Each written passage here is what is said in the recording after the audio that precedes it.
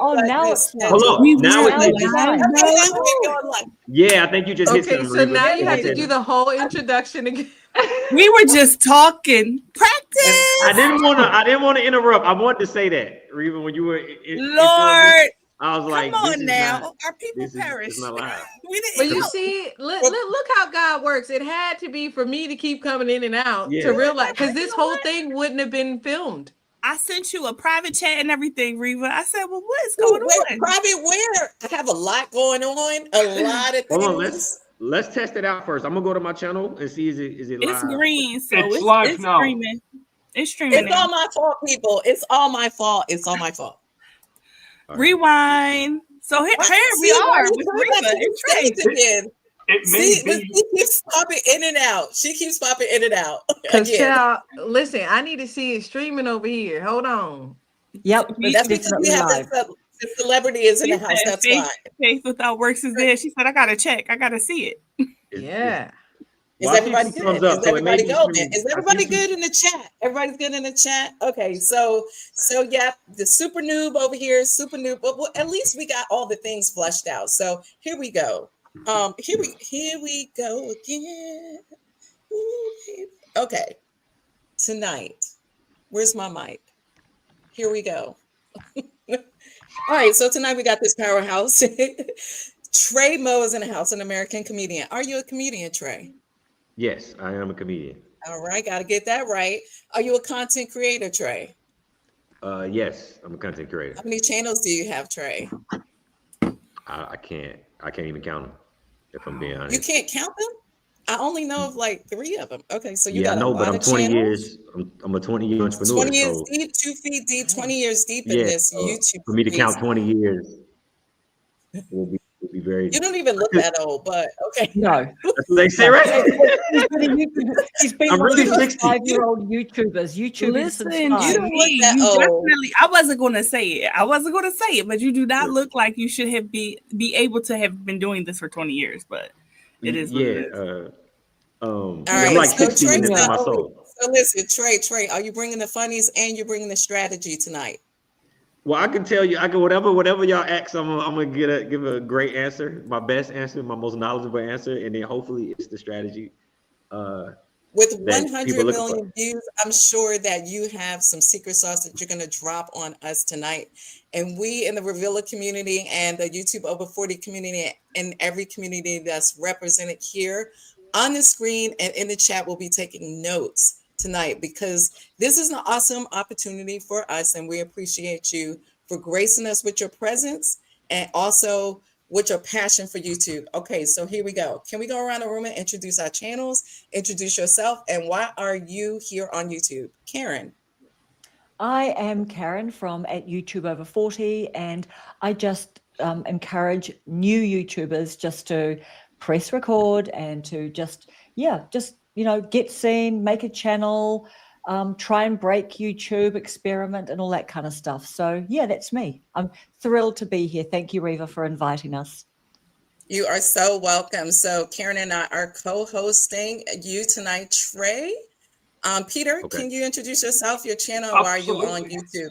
I am Peter Urbanowski. The channel is Peter Urbanowski, and the goal of the channel is to give new content creators the skills and the encouragement they need to chase their dreams, whatever those dreams may be. All right, chasing dreams. Danielle. Hi, my name is Danielle Downey Hadley. My channel name is just Danielle 365. I am a Christian therapist. One of the reasons I started my channel is I languished saying the same thing over and over and over in sessions. So I started recording videos for my clients so that they could watch them. And now it's more about, it's expanded to having a place of a safe space for healing and wholeness, so people can learn about the things of God and things of the mind in one place at one time. So that's why I'm here, and that's what I do. All right. C, the actress. Hello, guys. So I am C, the actress. I am a real actress. People ask me that all the time. I am on YouTube to share acting tips, how to get into the industry, but also how to balance the 9 to 5 and chase your dreams. And with women and single moms and not having guilt, you can do it all. You can still have a passion, you can still have a dream and be able to do it. And also for us creatives, just learning how to package our gifts, because we all have a God-given gift, learning how to package it up to help the next person. You got this. It doesn't matter where you start. It's all about how you finish. So don't let your beginning disrupt your end, because we all have a purpose here. So I'm just really on YouTube to share who I am and share my story and encourage others to just live their best life and the power of God and prayer. Right. Yeah, it takes prayer and a whole community to survive on YouTube. I'm gonna tell you that, but I'm gonna turn that over to Trey. So this is gonna be very informal, fun. Number one, if it's not fun, I don't want to be involved in it. I'm just gonna let you know that right up front. So I don't like boring lives. So we're just gonna try to keep this party going. I don't know when we're gonna finish until we just like pass out. So there's no end for y'all in the chat. Bring your questions in the chat, and I will throw your questions up on the screen so that Trey and maybe all of us from the group can share our wisdom as well. But we want to hear from Trey tonight. So I'm gonna open up the floor. Trey, do you want to say anything first? Because I talk a lot. No. Do your thing. Do your thing. It's no big deal. All right. He's so humble. I love it. Okay, here's a question for you, Mr. Humble. Are you an introvert? Yeah, most definitely. I could tell. Yeah. So you're an introvert, and see, I could pick up on that, but you have extroverted ways, right? Somebody said that's what's it, Danielle? Ambivert. Ambivert. Yeah. Okay. What does that mean, Danielle? It means that you can feel comfortable in one side or the other, or that you are able to traverse like those things. So I am an introvert, but I'm an extrovert when I have to be. So people that are able to kind of tap into both sides are referred to as ambiverts. Ambiverts. I would say it. So Trey, I was saying I'm an ambient vert. Ambient. I mean, well, that's lighting. That's it could have been something. All words are valid. All words matter. So lighting. Did you say like lighting? Yeah. So ambient is lighting, right? So you have ambient lighting. So you could have worked it in. You could have did something with that. Okay. So all right. Sorry. Go ahead. We've got a fire question in the comments straight away. From Christy, from Comfort to Confidence. Does Trey still think that shorts ruin a long form content channel? I don't want to get into that yet. I don't want to. It's too soon for that yet. I want to, Chrissy. We're gonna get to your question. We just getting settled in. I'm gonna get into the comments. We're gonna come back to that, Christy. Yeah, Chrissy, we appreciate your question. Thank you for being here. Chrissy has an awesome YouTube channel. She's in the middle of rebranding herself and her channel, so watch out for her in October. I'm putting a little peer pressure. She's one of my clients. Okay, so Trey, how did you amass? Okay, Trey, are you there? I know you're. Yeah, I was trying to get my I know screen that focus the Zoom. right. I know that thing, right? Yeah. So you're an introvert. How does an introvert last for 20 years on YouTube? Well, I've only been on YouTube for 17 years. I've been an entrepreneur for 20 years. What did you do before YouTube as an entrepreneur? I did everything. I was like a child prodigy. So like I probably was making more. I was making more money than my parents when I was like 16. So I was already like how can I put it? Like I was like an adult kid, if that makes sense. So I think I have one of those. Yes. So adult kid, yeah. So I sold. I used to get pallets. You know how you return cell phones from Walmart or return items from Walmart, like electronic items. Let's say, remember it was flip phones back in the day. Yeah. They don't when you return the flip phone, because they give you like a 14 to 30-day grace period. They don't package them back up and then try to like resell them. They just put them all in like a pallet. And I would buy pallets wholesale, and then I would take the cell phones and the electronics that were in the pallets and then sell the pallets. So I was like an eBay power seller when I was like a teenager. So that's how I was able to. And people are still doing that today, buying pallets from Amazon and then reselling the individual products. Exactly. But so cell phones are very hot. You were doing it way early. Oh, he's ahead of the game. But that was in 2005-ish. 2005-ish. First, I started selling them at my high school. So everybody had because we had prepaid phones back in the day. So everybody had a prepaid phone from me, and I had the cards because back then the prepaid phones would come with cards, like 30-minute cards that you would, and I would sell the cards. So I would take all the cards out, sell the cell phones, then sell the cards individually. So they came to me for the cell phone, they would come back to me for the minutes because I collected all the minutes from the pallets and scratched them off the ones that weren't used. Okay, and so that's how I was able to you were innovating at a young age. Yeah, I think I could just see. Like I can see, if that makes sense. So I was blessed with vision where I can see where most people can't normally, because it's so simple to me. I was like, why you can't see it? You know what I mean? So as I got older, I realized that like everybody can't quite see, like humbly can't see like my father used to tell me that, but I didn't understand him though. You know, you just think he's just saying that because you're a kid. Like he's probably say that because I'm his son. So you didn't need Gary V to tell you that no, like isn't fatal. Like you just knew that, right? Like if someone said no to you, you're like, okay, next. Yeah, but like that would be a good. I didn't need Gary V to somebody say that. Yeah, because I control my own destiny. So I don't really like a no never really affected me because it's like I never had a job. So I don't know what it's like to go to work, right? So I've never as an adult clocked in. So like I always been able to just make money. But I can see. So I don't have to work, so I can see. So what do you mean by you can see? So can you just explain that to us a little bit? So everything is extremely simple to me, right? So starting a YouTube channel, any of that, or starting a business or selling the pallets, or I had so many businesses. I'm trying to get my joint right, but I had so many businesses that to me is as simple as going to the store to get some milk, right? It's no emotion. Like if I told you right now, go to the store and get some milk, there's no emotion that you would have with going to the grocery store and getting some milk. That's as simple as everything is to me. I don't need an extraordinary, I don't need any emotional pull or I'm gonna feel like I'm stuck or any of that. I'm just gonna go to the store and get some milk. Now, if I told you to go to the store and get some milk and I put you in Minnesota and you didn't know where the nearest store was and I didn't give you keys to a car and I told you got to walk out the house to get the milk, then you would feel worried then, right? Because you're like, I can't go to the store and get the milk. I don't even know which direction the store is in. I can see, it's like I got a GPS that I can see exactly where to go and how to get the milk. So everything is extremely simple to me with the internet. With the internet, we can see. Like the internet is your roadmap. You can go on the internet and learn anything at the drop of a dime. So I always say, how could you not see when you had the internet? Like you can Chat GPT now is crazy. I wish I had Chat GPT at 2005. I'd be probably worth $1 billion. Yeah. So where people see problems, you see opportunities. Yeah, that would be correct. So everything is very simple to me. So I never really. That's a God-given gift, though. I think. Daniel? I mean, what we call it a seer, right? Not everybody is gifted to be a seer, and not every seer sees the right way or the same things or in the same areas.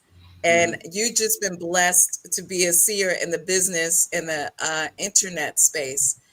That's great. Correct. That I feel like that's amazing that you're operating in that space, and you're going to help point us in the right direction now that we're all friends. But let me ask you a question, Trey, with that, and I'm going to get to this question from Christy. Okay. Because you did mention ChatGPT, right? And I just did a video today about ChatGPT 5, and the video is doing terrible, by the way. What do you see about that video? What are you seeing? No, I'm just joking. When you are able to combine the spiritual with the natural, because you have the innate ability to be able to see things that other people cannot see so naturally. Other people have gifts.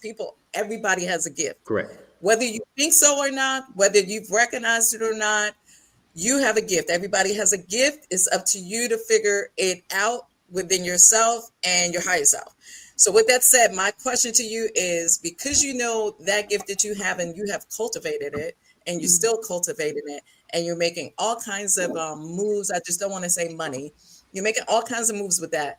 How do you feel that technology, now that ChatGPT is out and, you know, it's growing. AI is getting crazy. How will you leverage that with your innate God-given abilities? How are you going to do the two together? Or do we not need it? Or should we beware? Okay, that's the questions. Well, I think ChatGPT is the greatest invention of man. Well, AI in general. So when I use chat, I say this is the greatest thing ever invented. It's like I got a second brain. I got a second brain that can like calculate ASAP. If that makes sense. So I use it like I don't think a day's going by when I first got on ChatGPT, I couldn't believe it. Like I could not believe it. I could not believe it was this simple. I said, "Oh, it's over with." In my head, it's like I'm gonna be worth like $1 billion. That's the first thing that went in my head. I'm like, it's over with. Like it's over with. Like this is like it's like I don't need anything else. Like that's how I felt. But I still do sessions with people, you know what I mean, to speed things up, to learn skill wise. But I'm like, just to answer a question ASAP, this is great. Right. So you've been able to leverage AI in your business like already. So what do you mean? I leverage it in my life. In like your life? ChatGPT is literally my best friend. Look, I know I'm acting like I don't. Like I'm acting like I'm just going to act like that for the internet. But I wake up I have my vision board in Chatty Cathy. I have everything in ChatGPT, my life plan, my retirement plan, everything. And then I'm so OCD, I have it categorized in different ways. I have everything kind of categorized. But then ChatGPT 5 came out. It was like, boom, like, ooh, you could do so much more. Because I used to be very pissed with ChatGPT 4 that I couldn't scrape my email and make it do all the things. And I was trying to like not code it because I'm not a coder, but I would do prompts to make it try to scrape my Gmail and then go do all the things. Scrape my Gmail, scrape my calendar, set all my appointments, do all the things. Before it can do that for me because you need to integrate it with the ADP. But anyway, API, I think it's called. But anyway, I'm not going to get into it. So you got a question. I do have a question. So with the AI, just really quick, did anybody else like, and this Hold on, just see, I don't want to cut you off. How did you know C had a question? Because she went like this. I thought she virtually raised her hand. I'm a seer. I thought it was like a virtual church finger. She said I'm a seer. Okay. Okay. Wait. Okay, Trey, that is so funny. As soon as you said, how did Reva know C had a question, I quickly checked the private chat and in the did private you see my comment? In the private chat. Yeah, I saw your comments. Trey looks like Usher and sounds like him too. I was like, he sounds like him too. I mean, hey. Listen. That's what they say. We're just having Wait a minute, we got a whole party going on in the private chat. Yeah, I'm so sorry. I was like, why Okay. Trey look like Usher? But anyway, listen. It was supposed to be private. Come on. Tell him the secrets. Okay. So with AI, right?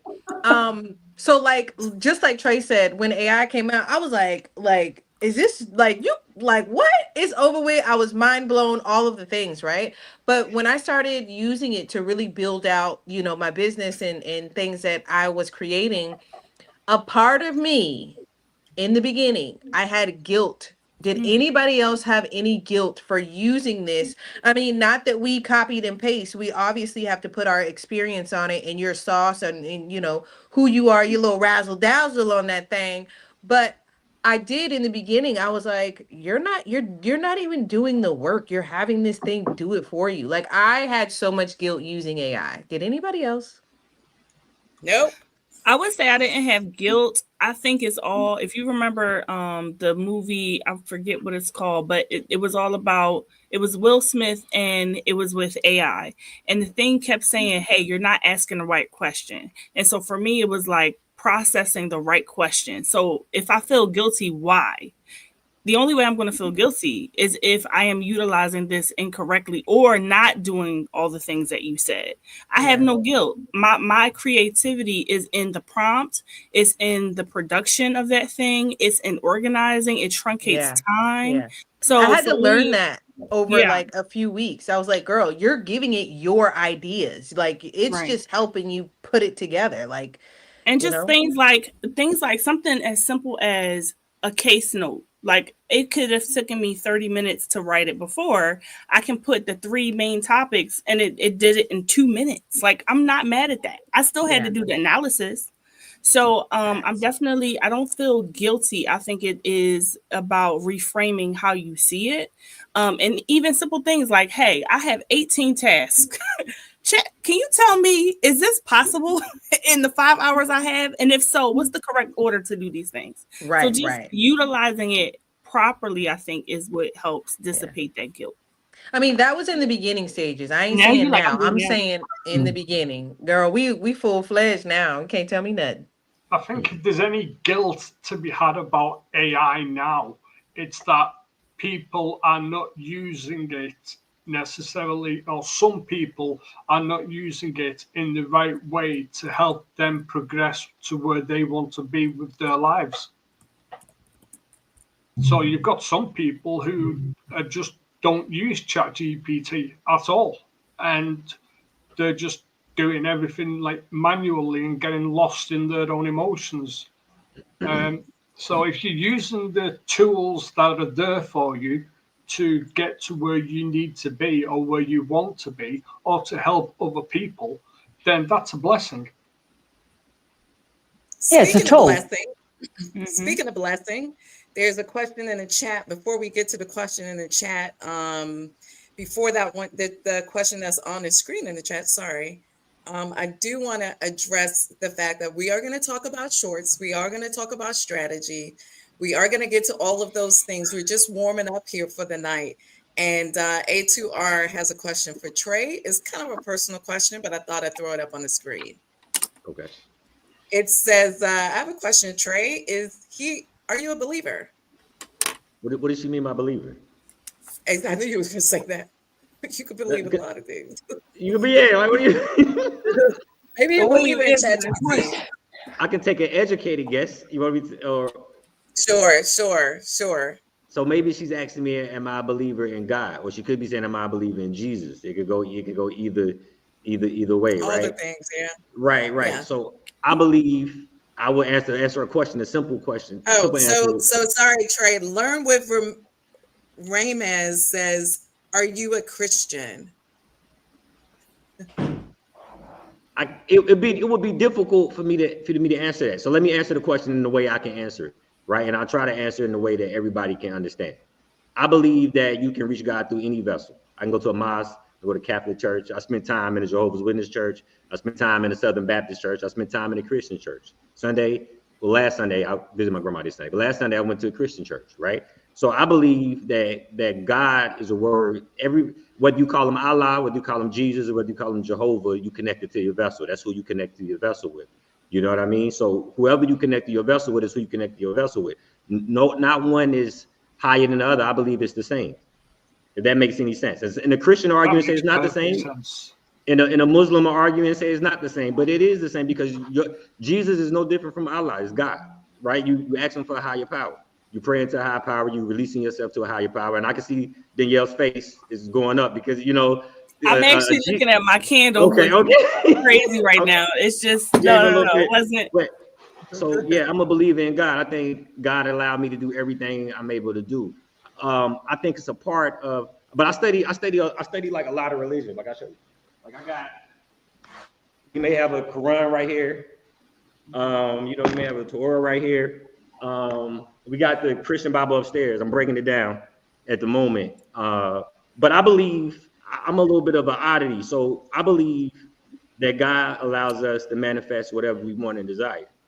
Right. So to me, everything is able to see so simple. So I believe in manifestation. I believe in the universe. I believe in law of attraction. I believe God gives us a universe where we can make anything happen. That's me personally. Now, somebody can argue that down, but I've never not be able to do anything I wanted to do through going through the steps that I believe allows me to do that. Right. And from the highest to the lowest, I believe it's just I never lost. So it's either I don't know what I'm talking about, or it's like a hell of a lot of coincidences that I'm able to do whatever I want to do. You see what I mean? But that's what I personally believe. for me. All right, so A2R said, I was asking as when we were talking earlier about seeing things and stuff. That's why I asked. Thanks for answering. So I totally get it, because when people see things, it could be like, I see dead people. No, joking. No, just jokes there. But I just try to lighten the mood, because for me and my channel, people know that I believe in Jesus Christ. I believe in God. I believe in my higher self that can only be found in God, right? Jesus Christ is the mediator. He's the way to the God that I believe in, right? But I believe, I understand that people have varying faiths, and that faith should not be the thing that continues to cause dissonance between people, right? Keep people disconnected, because I just truly believe, I don't want to sound like Kanye West, like, oh, it's all about love. Yeah. But really it is truly all about love. Love thy brother, right? Love thy neighbor. Love is the ultimate thing, right? And then operating in your higher self, your higher power that can only be found in God. Period. And I just, again, I think that I respect the answer. I think that people's difficulty is when there is such disdain for somebody else's process. That's your process. That's your journey. And again, I think that that's part of why it's problematic when people are like, oh, here they go with that, agnostic stuff. And let people have their journey. Let people have their journey. So that's why I'm like, defend me. I was just looking at my candle. I wasn't being. I can't be people don't understand. But I wasn't. Yeah, people need to know who you are, Danielle. People see you and they think, oh no. So Danielle is like she is like not like the modern day Bible thumper. She's not like that. She can meet you. She can meet you with some rap, right? Because that's what she likes. But she can also lay hands and pray for you, and then give you therapy at the same time, and then you're gonna go hang out like your girlfriends. That's Danielle. People need to be who they are so that people can see their heart and find God. Period. Drop the mic. Where's the mic? I dropped my own mic. Right? Like, stop with all of that. And we're going to be talking about operating in gifts tonight. And the gift that we have in the room is Trey, right? He has the gift. It's undeniable that this brother has been able to operate in the gift of communication. I'm just going to say that. So with that said, before we get into, is shorts good or is shorts bad? Or do you do shorts on shorts channel? Or should we just throw shorts in the trash? Before we get to that, how did you come up with Keisha? Where's Keisha? Where is she? Is she? She's somewhere upstairs. Keisha? She's somewhere upstairs, probably in a. Do y'all know who Keisha is, y'all? I don't. I haven't seen Keisha yet. They don't know, Trey. They don't know. Okay. They don't know. You want me to explain? I wouldn't share my screen if I wasn't too scared. I would lose the whole live. No, it's no big deal. So. Want me to explain what Keisha is or who Keisha is? Yeah. I want you to show who Keisha is. All right. So Keisha is a puppet character that I made. A public character? No, a puppet. A puppet. I thought you said puppy. I thought you said puppet. Puppet. Yeah. I'll work in the background real quick. Go ahead and do your thing. All right, I'll try to pull up on my phone screen. So you're gonna do it? Okay. So like I was gonna show for the masses so they'll know. So like this is Keisha. Oh, nice. So it's like a puppet character. Wow. But she's like a real person. But she's not a real person, but she is like a real person. I'm sorry, go ahead, Reba. Trey Mo and Keisha Jones has 157,000 subscribers on their channel. On YouTube or Insta? Trey Mo and Keisha Jones. I'm sorry, that's 157,000. Was that on Instagram? Yeah, this is her page. So she has like her own Instagram and she like takes pictures and stuff like that. I love that. It's like a character, just like a human. I put basically a human inside of a puppet's body. Nice. And so that's what it is. So how did that happen? I prayed one time. Not one time, but I prayed. I'm just giving you the day. So I prayed, took a nap, and when I woke up, it was in my head. So I got I want to say the ability. So a lot of times I can go to sleep, and when I go to sleep, I can see things like rapidly, right? So I prayed, I went to sleep, and when I woke up, and I wrote everything down in like 30 minutes. So I was like, all right, cool. I'm being in a relationship with a puppet, and so I never even seen a puppet or played with a puppet. So that's what I did. And I ended up getting like 1 million followers. like off of doing it. And so once I got the 1 million followers, but I knew how to do everything. So I already, like I woke up and I wrote all of it out, like in like 30 minutes. It took me like 30 minutes to write it out. So once I wrote it out, I was like, all right. That's a download. Oh, my Now I goodness. get to go to the store and get the milk. Right? Yeah. That's all I had to do. Now it was at one point I felt crazy. I did feel crazy at one point. I had questioned myself like one time. And I was like, yo, am I crazy? Right. Because I did something for like 2 years. It took me like 2 years. So I did the Keisha videos for like 2 years and I wasn't making any money. But I felt like it was the way, right? And so I had, after about 2 years of not making money, because I thought, so I bet the house on Facebook. I watch a lot of the not Keisha and the Fresh Knife. So I watch Facebook's you know how like they had the shareholders meetings to tell the stockholders what they're going to do. Yep. So I watch those meetings because that tells you what the social media site is going to do in the future, because they're telling the people to invest the money.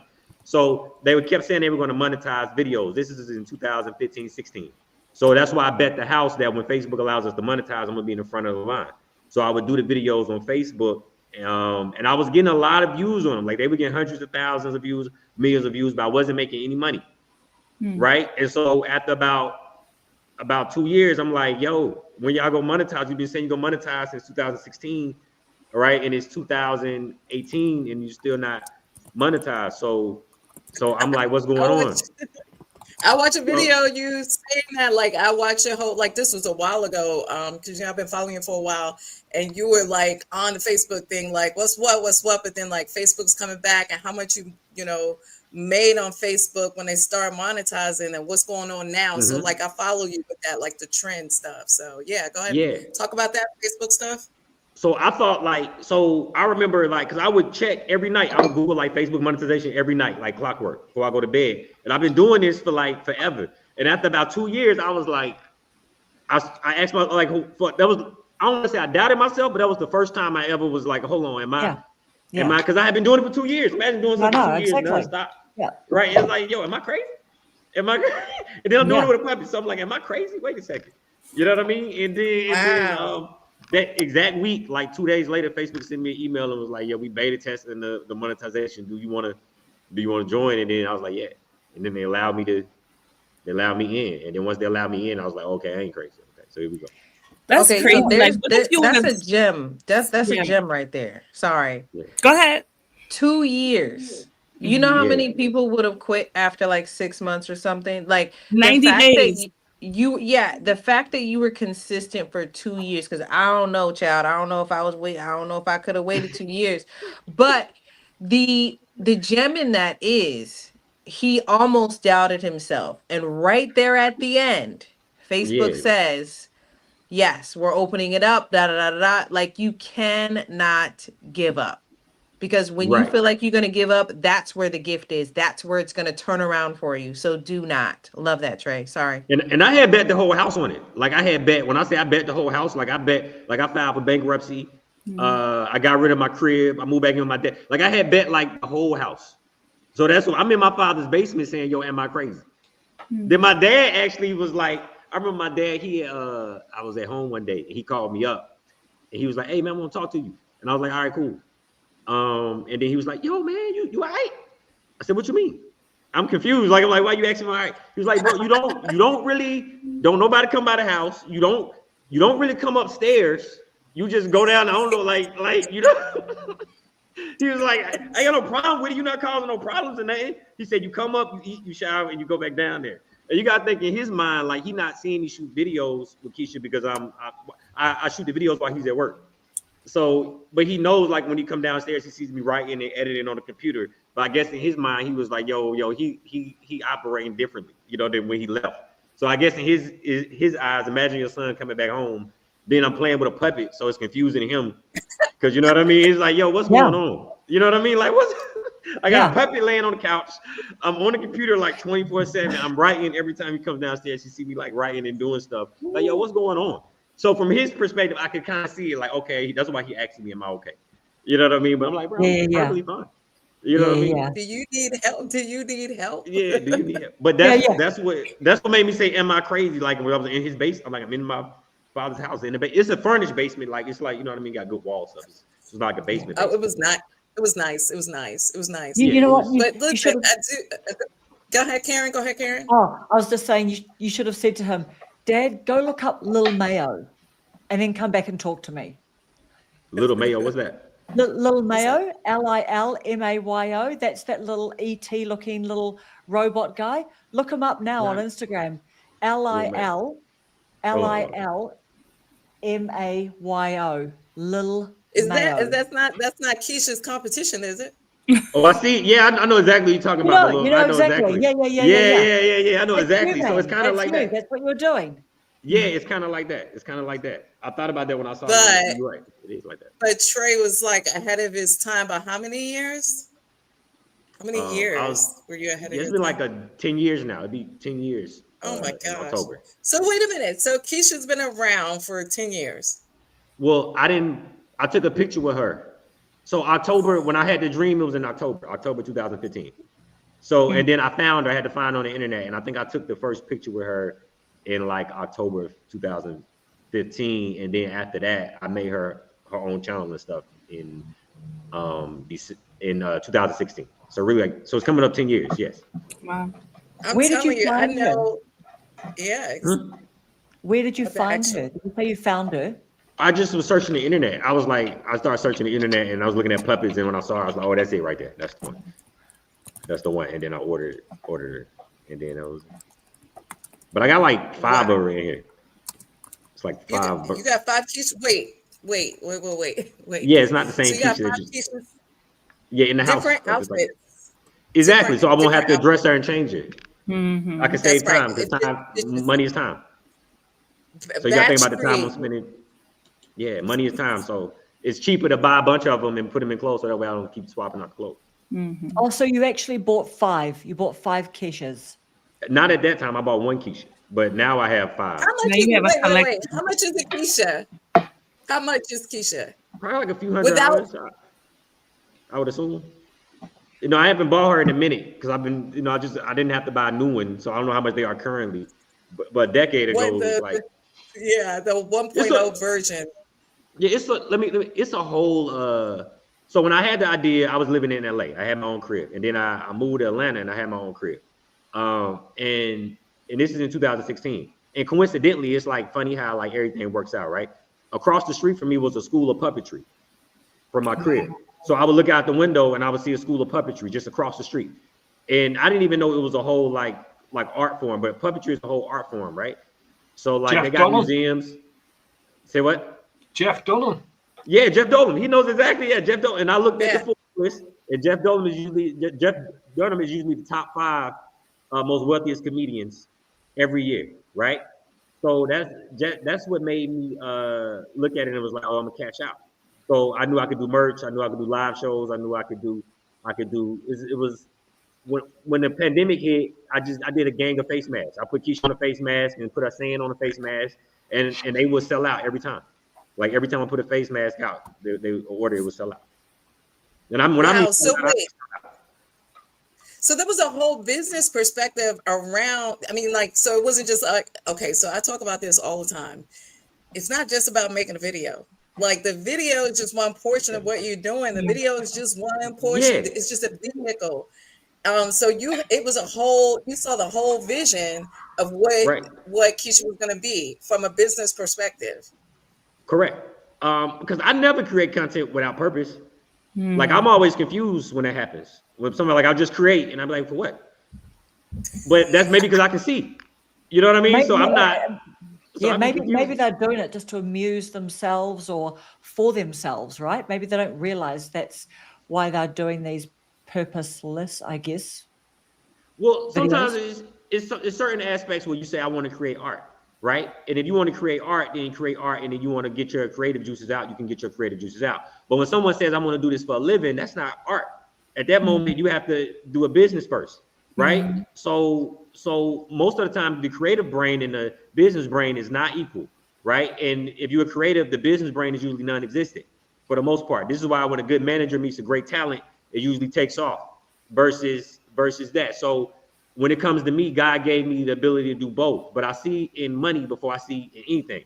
So when I do something, I can know exactly where to go get the money. Because why would I be not saying why would I be doing it? If I'm doing it, I'm just doing it for love. And that's okay to do it for love, but don't say you want to make a living off something And then see, when people come to me and they say, can you show me how to make money on YouTube? For what? Do you want to make a living? Do you want to make a living? Well, I got to show you how to run a business. Because if I show you how to make $50,000 a month, it'll destroy you. Because you never made $50,000 a month in your life, right? So what's going to happen the first time you make a lot of money? You go meet yourself. And most people never met themselves because work is distracting you from yourself. You don't know that yet. You don't know that your bills and the work is distracting you from yourself. Right now, if I came and dropped $10 million on you for the first time, you go wake up and say, I don't have to go to work. Who am I? Right? And you got to know who you are at that moment. And that's heavy for a lot of people. That's why you see success destroys more people than it helps. When you get the monetary success in a huge dose like that, it's going to be more destructive to you because you never had to actually deal with yourself. So whatever vices, whatever trauma, whatever bothers you, if you drink a lot, you go drink way more now. If you do drugs, you go do way more drugs. If you love sex, you gonna have way more sex. So whatever you love to do and you don't have any bills or work, and I throw you a bag of money, it's gonna take you out the game. You know what I mean? And that's I have a question.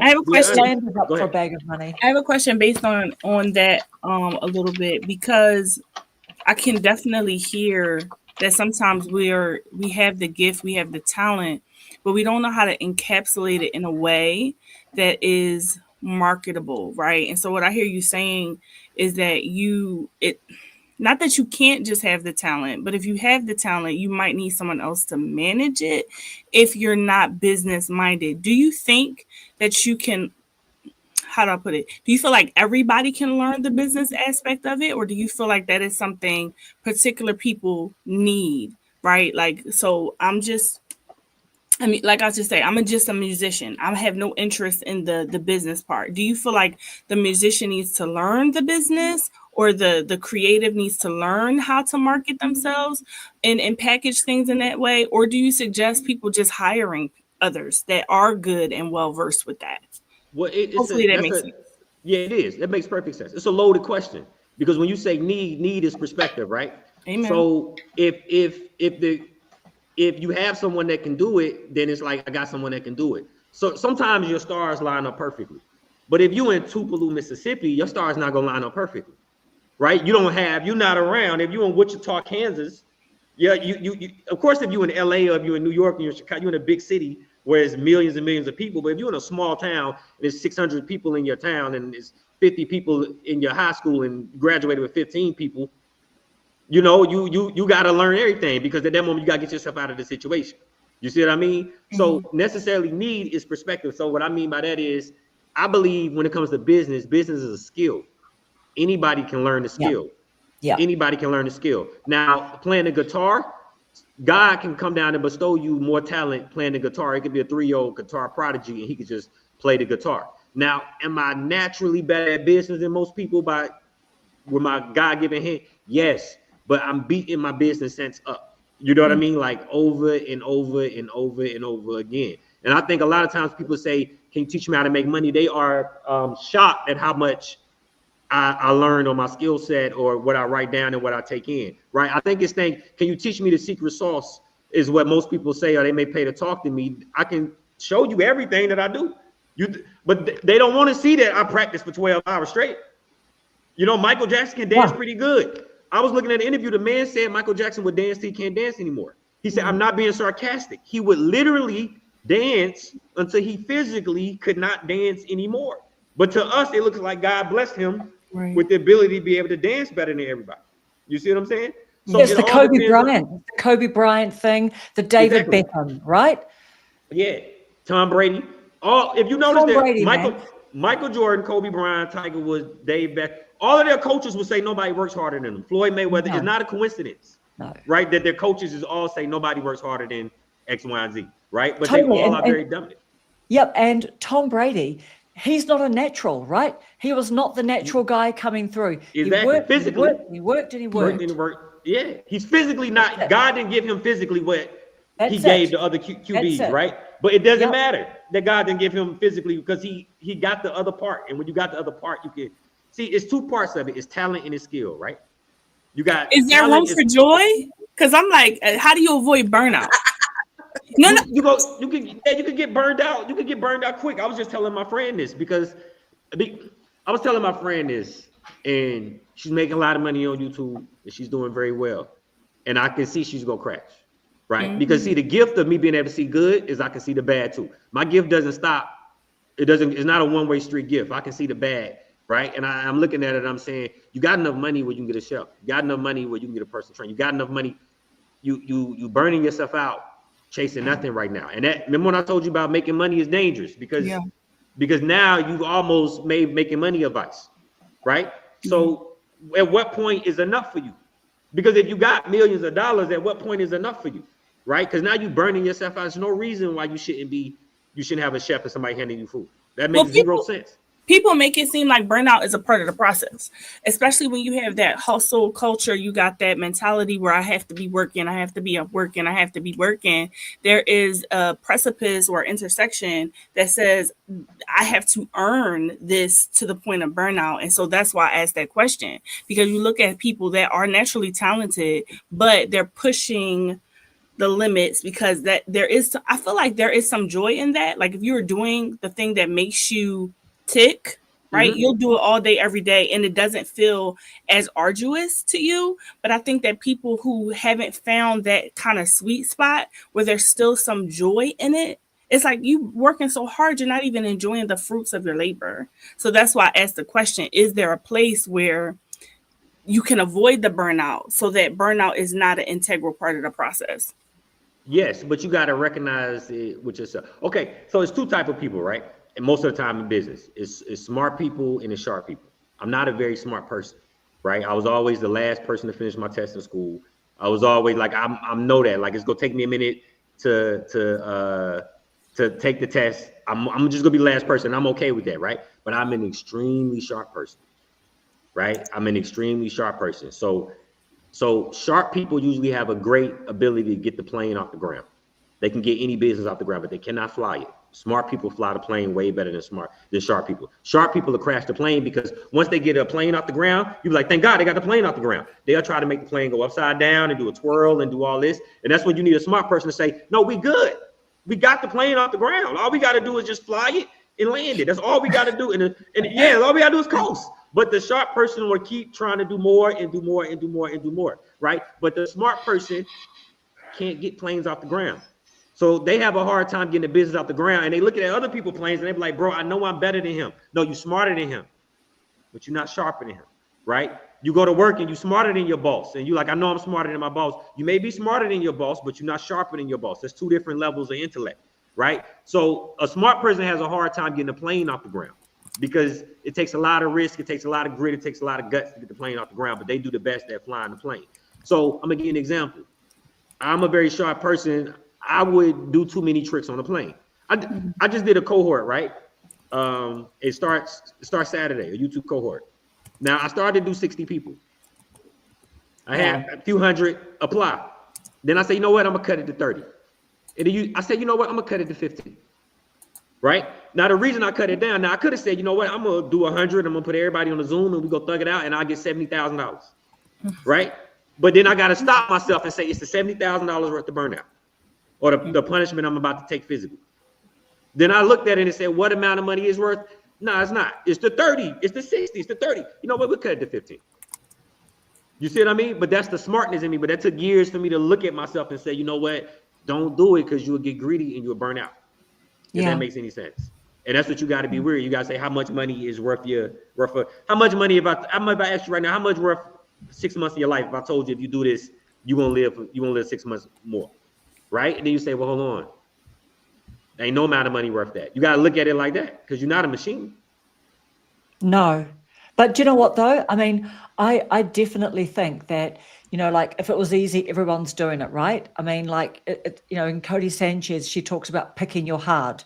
You know what I mean? It's kind of like going to a job is hard. Being broke is hard. Getting rich, you know, is hard. Getting your first choose your discomfort. $1,000.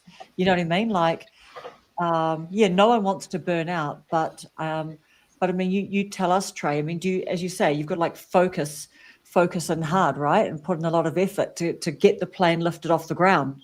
That's the hard bit, right? That's the hardest thing a plane does, getting off the ground. Well, yeah, but it's the most simplest thing a plane does. Hold on a second. I want to show y'all something, okay? Y'all can talk. so you can talk to The us. heart is Isn't this hard, amazing? Oh, look, we can see It it is inside like his heart. my mind is blown. That's why I'm like, I know. I'm trying I to know. take notes. I'm Make trying sure to the manage viewers the are chat. liking the video. Like the video. Like and Yeah. share. Thank Like you. and share. Yeah. Like You know and what else too? share. So we've got a question as well that I've got written down, but at some point Krista wants to know about if Trey's got a podcast. So we'll come back to that later. Okay. Yeah, Trey's All right, got a that's a lot good going question. on. So let me show you. I got these books with the sisters, right? Yeah. So with this, these are my journals. This is what I write down my stuff in. So Karen had a good point when she was talking about everything, like the heart. You got to choose your heart, right? Everything is hard, but everything is very simple, right? You over-complexing it. Everything is very simple. If I told you right now to go to the store and you didn't know what a store was, that would be hard.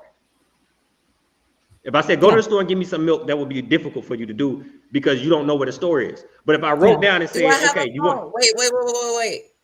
hold on, I'm going to What break it kind of down for you. resource do Hold I on. have? Do I have a I'm going to break it phone? down for you. You don't have anything, but I'm going to break it down for you.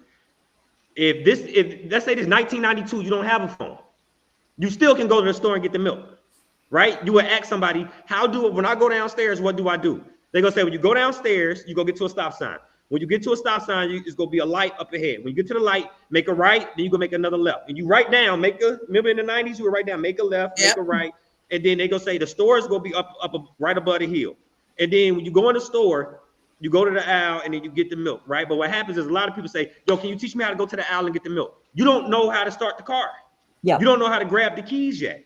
Literally, if you break everything down step by step, you will see that I can do every step it takes to get the milk. There's not one step that you can't do to get the milk. But what happens is you're trying to ask what aisle is the milk on, instead of just saying, how do I get the keys? When I get the keys, what do I put them at? And once you keep doing every step, once you do every step, it lines up. And that's all I do is just write it down and I write down every step. That's why it feels like I'm going to get milk versus doing something like crazily insane. Astronomical thing. Yeah, it's like this is very simple. Like I'll show you. So I write down everything. These are my books, right? And I write down everything in phases. So you may see this, and then this will say phase 1. Wow. And then this will say phase 2. This will say phase 3. And I write it all down in phases, and then I learn, right? And then you see this thing right here that says learning. I got a tab in the notebook that says learning. Mm-hmm. And so like if I say YouTube thumbnail design, you see it says thumbnail design, and then you see the year. That's from 2023. And then I write down everything because I can learn to do thumbnails. So I write down, I start watching tutorials, and I write down everything to do. And then it goes from every page, right? So then I may say, I got to learn this, and I got to learn this. And then I write down how to color correct. I write down how to match colors. I write down how to balance. And then I go over it, and it's just pages and pages of me learning. So when they be like, what's the secret sauce? It ain't no secret sauce. You just learn. You write down what you can't do is more important than what you can do. Most people do not want to look at what they can't do. See, she's doing the same thing she's writing too. Most people don't look at what they can't do, right? And if you know what you can't do, then you eventually go know what you can do. Because if you sit there and say, I can't do this, I need to learn it. Now I can do it. I can't do this, I need to learn it. I could do it. I can't do this, just eliminate the can'ts. And once you eliminate all the can'ts, but most of the time people don't want to do that. They just want to keep doing what they can do.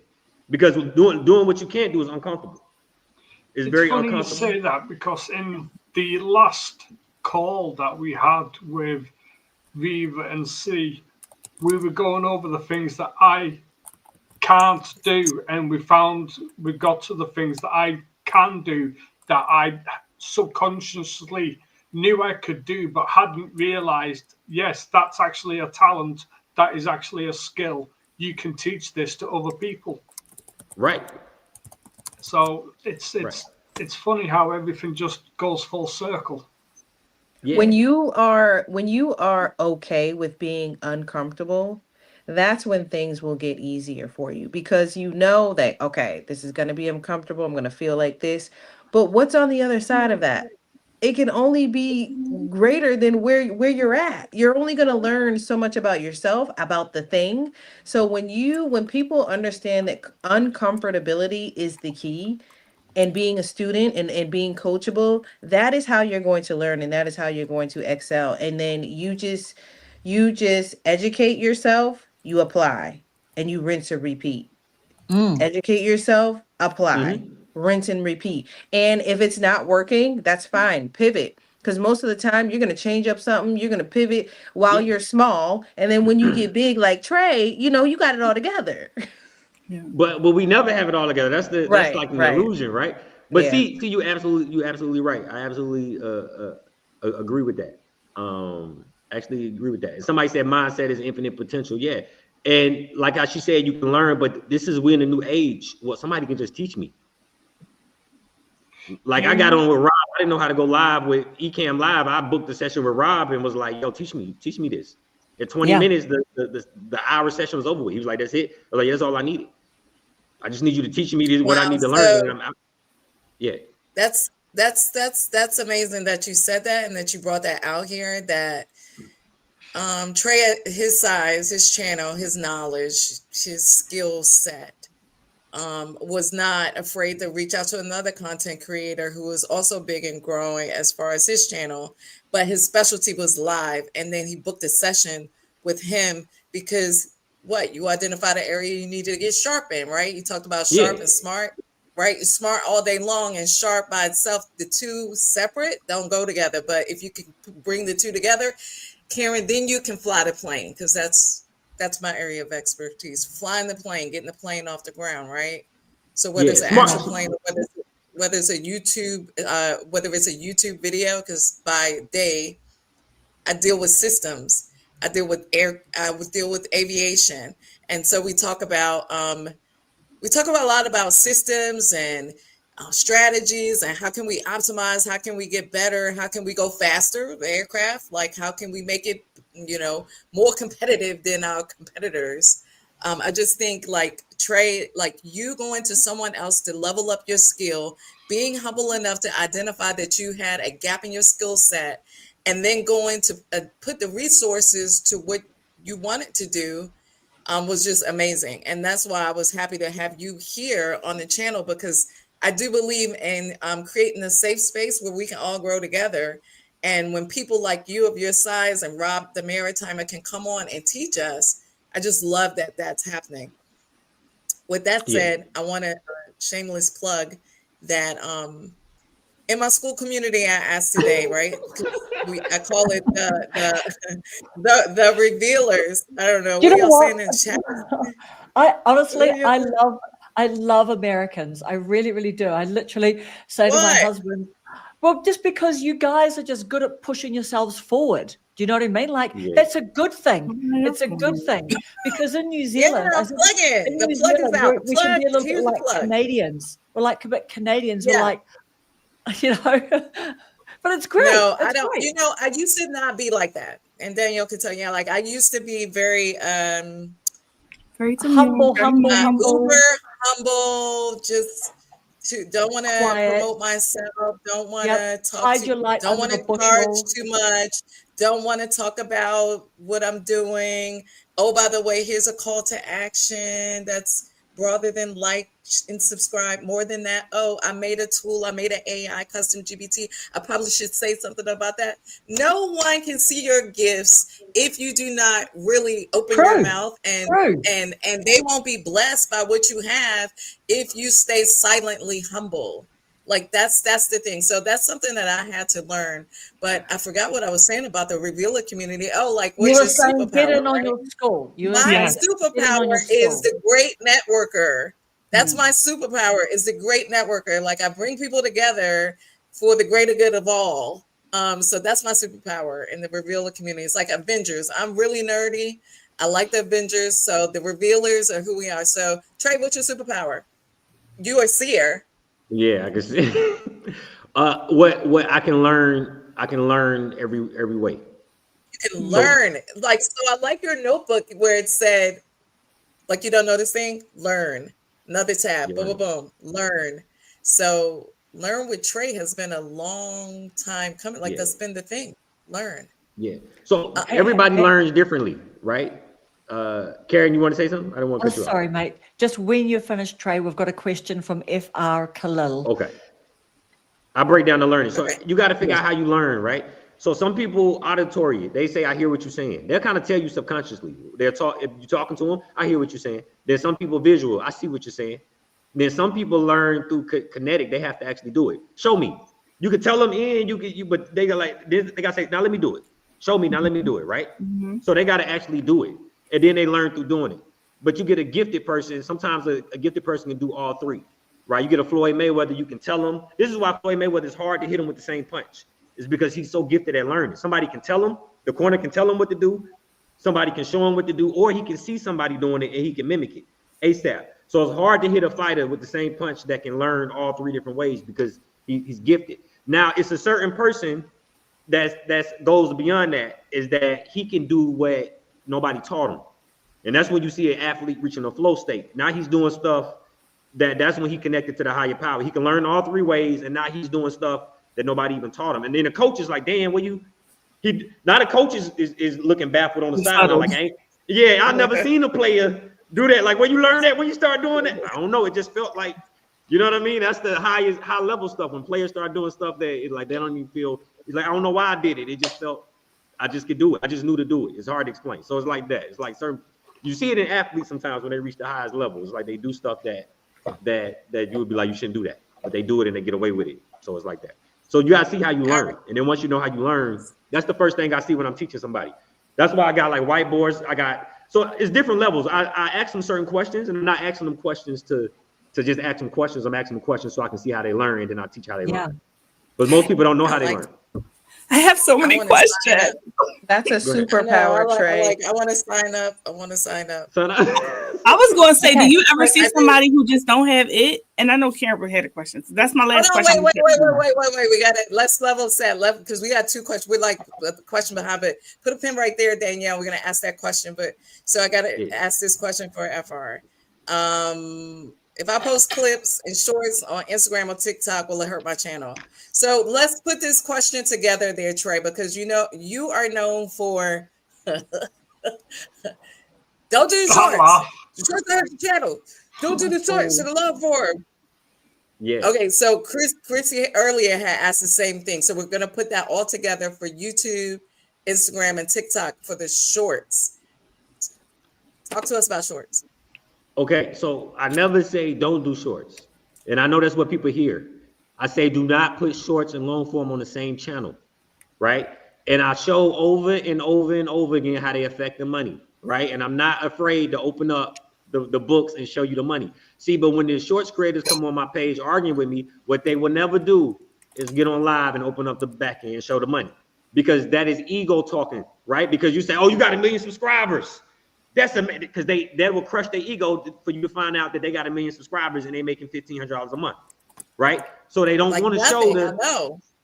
I don't want to say nothing. We go keep it humble, but they not. It doesn't match the million. When you got 1 million subscribers, 1 million followers, you think you should be able to quit your job, right? And then come to find out, when you get that 1 million subscribers, you go find out that you can't. It is better to have 10,000 people that rock with you than it is to have 1 million people and you make peanuts, right? What we here for? Yeah.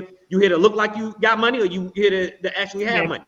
Yeah. So it's a difference. That's why I never hesitate on my channel to open up and show people the back end of the money. I'm quick to show you that. And it ain't me. Somebody I just read comments sometime. Lady called me a bragger rat, a bagger rat. I didn't even know what that was. I looked at somebody that, I'm not bragging. I'm just showing people the what you want me to not show. Being transparent. Being transparent. But that's not insecurity. And I'm in her channel. I'm like, you got to make good content, but you making the content wrong. You should be here. You should be here. I'm giving what you need because you actually make great content, but you YouTubing wrong.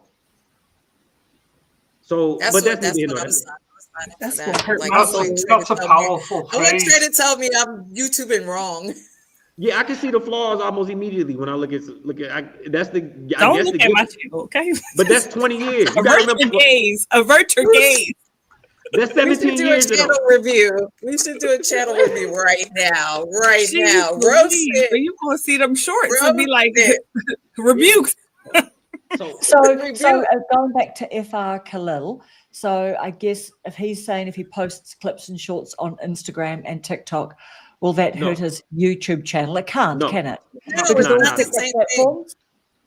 It's not the same thing. No, it's not the same thing. If he posts his shorts on TikTok and Instagram, does it hurt his YouTube channel? Not at all. Right. Maybe he It's different means content. by repurposing So, the same video. Maybe that's what he we're means. trying to figure it out. If he's still here, maybe he can elaborate on his question. But yeah, you can't bring over your TikTok and Instagram with all the little logos on the side. You didn't sanitize it, and the format doesn't work right for the short content on YouTube and expect for it to explode.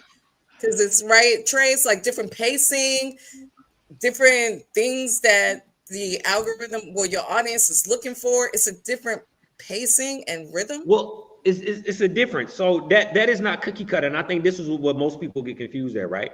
They think everything is cookie cutter. Like, what did you do? Well, what did I do don't matter, because how you run a hot dog shop is not how you run a pizza shop. And how you run a pizza shop isn't how you run a taco shop. And how you run a taco shop isn't how you run a hamburger shop. You see what I'm saying? You should be studying the different shops that are in your niche. You know what I mean? What works? It's already so simply made for you, right? And so when I look at it, when you ask me about the pacing, it's like I can't give him an answer about the pacing because I don't even know what business he's running to even comment on his pacing. You see what I mean? That's so true. That's what you're talking about. Yeah. Yeah, I don't know, and that's the thing. Where you got to look at the successful people in your niche. Now the hardest thing is when nobody's in your niche, right? When you're the first person. But this 2025, it's very rare that you're gonna be the first person in your niche. When I first got on YouTube, I was the first person because it's 2008. So I was the first person. I feel like it's hard to find actors or people that want to get in the industry on YouTube. I built a community on Instagram. I got it going on over there, but YouTube, I feel like it's hard to find people that want to do either voiceover work. There's so many things that you can do in the industry, but I feel like it's kind of hard to find those specific people.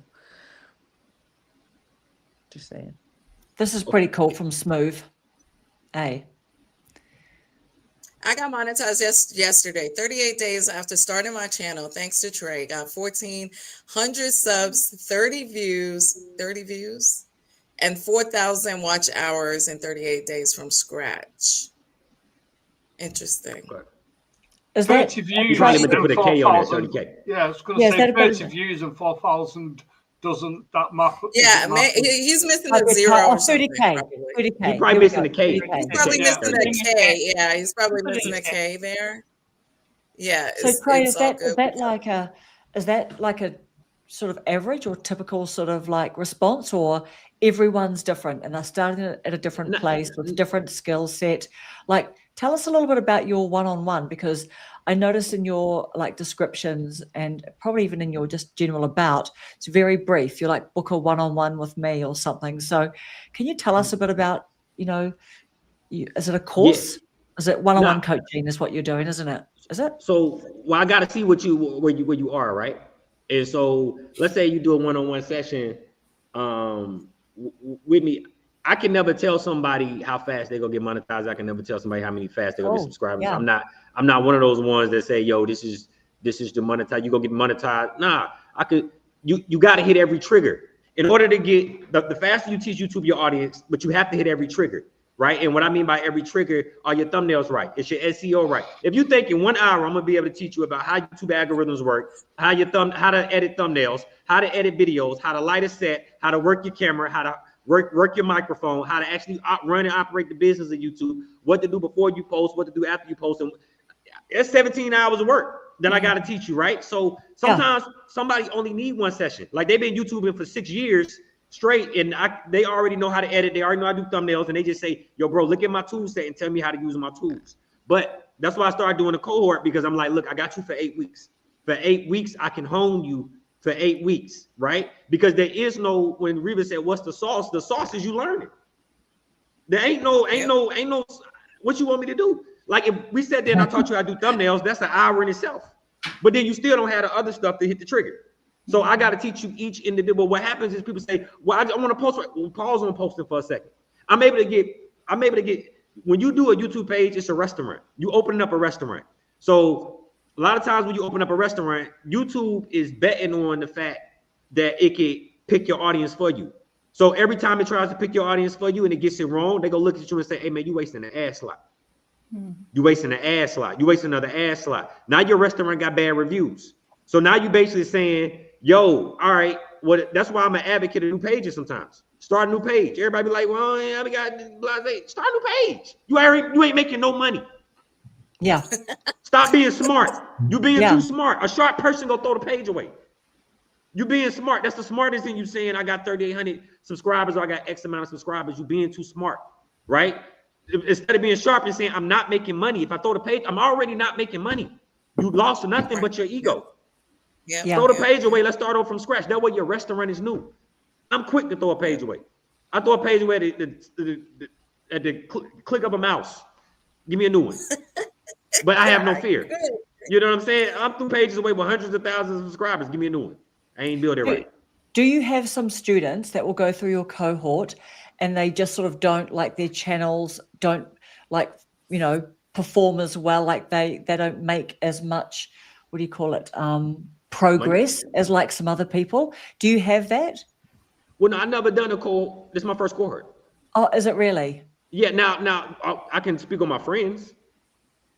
Because of course my friends asked me to teach them how to YouTube, so I can speak on how my friends were successful. Yeah. The reason why I'm asking too is because I have signed up for a course a year ago that was in 45 days get 10,000 subscribers, and I paid a lot of money for that course. So I'm just saying, how much did you pay for it, Karen? How much? I'm embarrassed to even like say this, but this is the truth, right? There are people out there doing that.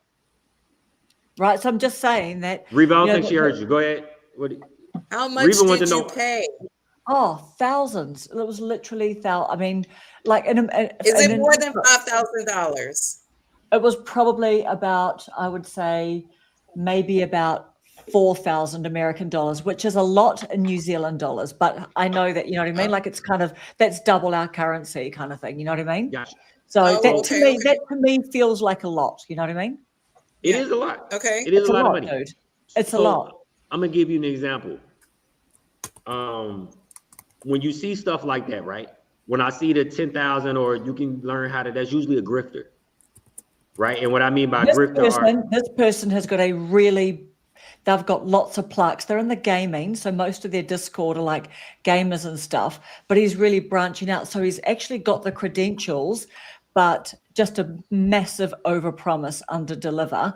And I had quite a lot of challenging conversations with him about that, saying, because now he's changed the amount of days. But you know what I mean? I look at all those guys, like I look at the Shane Hummus stuff, I look at other people, blah, blah, blah, you know, and it wasn't a Shane Hummus one, but I just, you know what I mean? Like, I've taken a few courses before and I think, dude, like, only one person's, you know, like, yeah.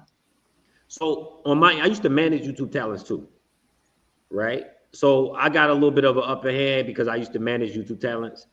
But I stopped because you got to remember, when you're managing talents, they still talents.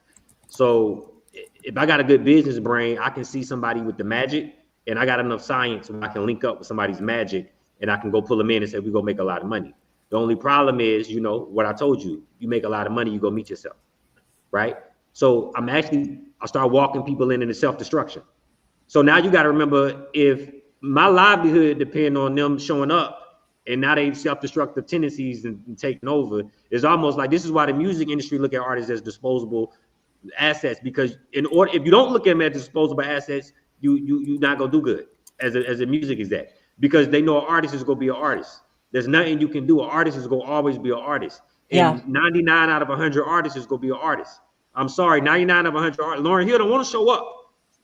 Lauryn Hill don't want to show up to the shows. So imagine if that's your livelihood, is betting on Lauryn Hill to show up to the shows, right?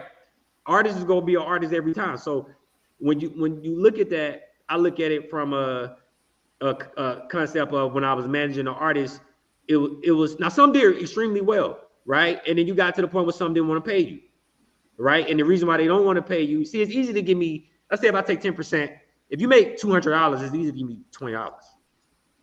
You see what I mean? What happened when you make $2 million? You gonna be able to give me my $200,000 with the same, or you gonna say, I don't deserve it because I ain't really do nothing like that. I ain't do enough for the 200,000. But did you forget when you was making X amount of money? Did you forget who got the plane? They forget who got the plane off the ground. Yeah. So eventually the plane usually crashes. And when the plane crashes and they can't get it off the ground and they didn't learn financial literacy, they come back. But by then, it's like, Yeah. So I was like, God gave me enough talent where I can trust myself. So I'm Yeah. like, I'm just as talented, let me just sing the song. I can sing the song too and go on tour and collect all the money. So I don't necessarily need the artist to make the money. So I was like, you know what? I got enough talent and skill in me that I could learn anything. But to answer your question about my friends, and this is to answer your question too, Danielle, because you asked me if I ever see somebody and they don't have it, right? Yeah. And this goes the same thing. So the least talented person that I that probably came to me for help in my friends group that I looked at and said, I can never, somebody asked me, I can see somebody with magic, but I don't know if they don't have magic. So it's a loaded answer because you're like, how can you see somebody with magic, but don't know if they don't have magic? I said, because the least person that I would have looked at and said, I don't know the most, end up being the biggest, right? So she didn't become the biggest by mistake. She got that Tom Brady. She got that David Beckham. She has that effect where she would ask me, what are you listening to? What do you read? She would almost hound me on what I was learning. How do you learn? Teach me that. Show me that. I'll call her. She work her 9 to 5. She editing a video, teaching herself how to edit on the job. She was extremely, when I say extremely hungry. So when I look at that and I say, you may not be able to have all the magic, but you can beat your skill up so strong that it looks magic, right? And so when you get somebody with the obsessive gene, because I think that's almost a disorder in the brain, right? Because you get obsessed with the ability to do it. It's almost a disorder, right? Because they almost got a disorder that they like. Your brain changes a bit, yeah. Yeah, like I get obsessed with stuff. Like I'll be in the shower listening to the YouTube algorithm videos. I got the thing that holds my phone. I can shower and do it at the same time. You know what I mean? So why would I not? I'm not just in the shower. Yeah, it's downtime. Otherwise, shower time is downtime, right? Exactly. So it's that same thing. So when I look at my friends, anybody, and this sounds arrogant, egotistical, I never met somebody that couldn't do it. Not connected to me. I never met somebody that can't do it. Now, can I walk everybody that if somebody say, yo, I give you $20,000 if you like stay with me and give me monetized and all that, I can't stay with you because at that moment it ain't worth my time value. The cohort I'm doing right now, I probably lose $50,000 just doing a cohort. It ain't because it ain't worth the time value. For your time. I can go do 10 videos. So why are you doing the cohort? Why did you decide to do the cohort? I give you an example, right? I told myself I was going to do, I wrote down I was going to do 100 one-on-one sessions. So I did 100 one-on-one sessions. And I stopped doing one-on-one sessions August. And this month right here, I stopped doing one-on-one sessions. If you go there, you can't book a one-on-one session. Then I'm going to move it to cohorts, right? Now, the reason I did that is because I need to see how people learn. I don't know how people learn, right, in this arena. So I need to know so not only when you sign anybody, some people in here signed up for my one-on-one session, they booked in the cohort too. They in the chat. I seen them. So I over deliver in my one-on-one sessions. If you book an hour, most of my joints went an hour and a half, 2 hours. They like, damn, he ain't even charged me for the extra for the 2 hours. And I respond to them in email and they do the homework that I gave them and all that. So I over deliver, but I want to see how they learn. Right. Yeah. So I'm taking notes on how everybody learns so that way I know I can teach adequately. So once I feel like I can teach, now we go to the cohort. Now I got a few hundred people that apply for the cohort. Now I could have made $70,000, but that's gonna be a burnout. It ain't worth 8 weeks of my time, right? To burn out that many times because I would have to put multiple days. I would have to do probably about 4 or 5 days teaching on YouTube. And I'm not doing that because it's not my ministry. You see what I'm saying? That's not my ministry. I don't believe I was put here for that. So if I was put here for that, then I can cash out and make $1 million in the arena. That's how I feel. So, but that's not it. So I'm losing money. So then you say, if you lose the money, why even do the cohort? That's why I didn't make it a 60-person cohort. Because once I did the math, I looked at the math and said, I'm gonna lose too much money if I do a 60-person cohort, right? That's too much of my time value. Now I could get $70,000, but you making a nickel, losing $1, right? So everything is about the. Not everything's about the money, but when you run in the business, you have to look at the money. That's rule number one. I think it's a time cost. There's a time cost factor. So it may not be about money, but your time equates to money. So you have to determine how you're going to spend your time because that's wasted opportunity or your opportunity has been lost because you have not focused in the right direction. Correct. So and time is actually greater than money because you can make more money, but you can't make more time. You cannot make more time, right? Or more health. But yes, I agree. But probably in about 18 months, I'll probably be making $100,000 a weekend on the road as a comedian. You get what I mean? So if if the universe, and I always say this, right? And people don't like when I say the universe, especially devout Christians, right? Because they feel like I ain't giving credit to God, but God created the universe. I think they're blinded, right, by their religion. And I don't mean that, and people, that's a hard pill to swallow. But when you're looking at, if you look at, I'm gonna give you an example. If you look at, and this is my opinion, and this may not be this may not be true at all, but this is my opinion. Because I ask myself, because I believe in it so strongly. I believe that you can manifest. God does not care about that I got a 5-story loft or I got 5 cars in my garage. That's not a blessing. A house or somewhere to live is a blessing. A car to drive is a blessing. But me having this amount of cars or this amount of money is not a blessing. Did I bless somebody with it? And do you know what? Somebody? And you can only drive one car at a time. You can only wear one watch at a time, right? But it's not a blessing. It's not a blessing. Somebody like, oh, you blessed, you got this. That's not a blessing because I didn't bless anybody with it. It didn't bless a thing. It just made me feel better. When I go start up that car and I go down the street and you got to kick back in the seat, it made me feel a little bit better. You know what I'm saying? But it's not actually a blessing. You think God skipped over the kid with cancer and said, you know what? Now get Trey the Lamborghini. No, I know the kid praying for cancer, but get him the Lamborghini, right? So I never actually pray for the materialistic things. I pray for the vision. I pray for the chin to be able to take the punch when I hit. I pray for the fortitude. I pray for the discernment. Those are all the attributes that I focus on praying for, right? The other stuff I can manifest and write down. God gave me the universe so I can bring anything to me that my heart desires, right? But I break it down step by step, and power is in the script, right? So if you study Hinduism teaches this a lot. But if you look at the religions that were mostly given to slaves, it doesn't teach this. And I wonder why. Well, I wonder why, because hold on a second. Go ahead. I want you to go there. That's what I'm saying. Go ahead and go there. Yeah, and I wonder why, because if you gave something to a slave and he knew that he could control with his energy, he can control the outcome of his life, what would he do? He will rebel on you. So the non-slave religions teach mostly what I'm talking about, but the deep slave religions, the Christianities and the Muslims that were rooted in, I won't say rooted in slavery, but were given to slaves, they don't teach this. It got to be removed. See, so when you look at it, got to be removed to keep you a slave. It's impossible. If you get that to them, they know I die. That's why when Kanye say slavery is a choice, it is a choice. The other side is you die, right? But change it. Say, you know what, I die for this, right? But if your energy feels a certain type of way, this is why when you go to church, see, it's a book called Power versus Force, and it'll break down like all the it's a chart, the emotional chart, and every emotion, let me see.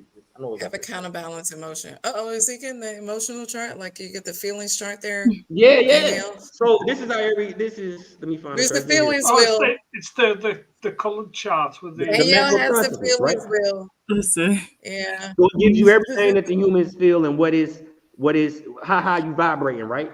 So you can vibrate at a certain level. Somebody ever walk in the room and they feel good?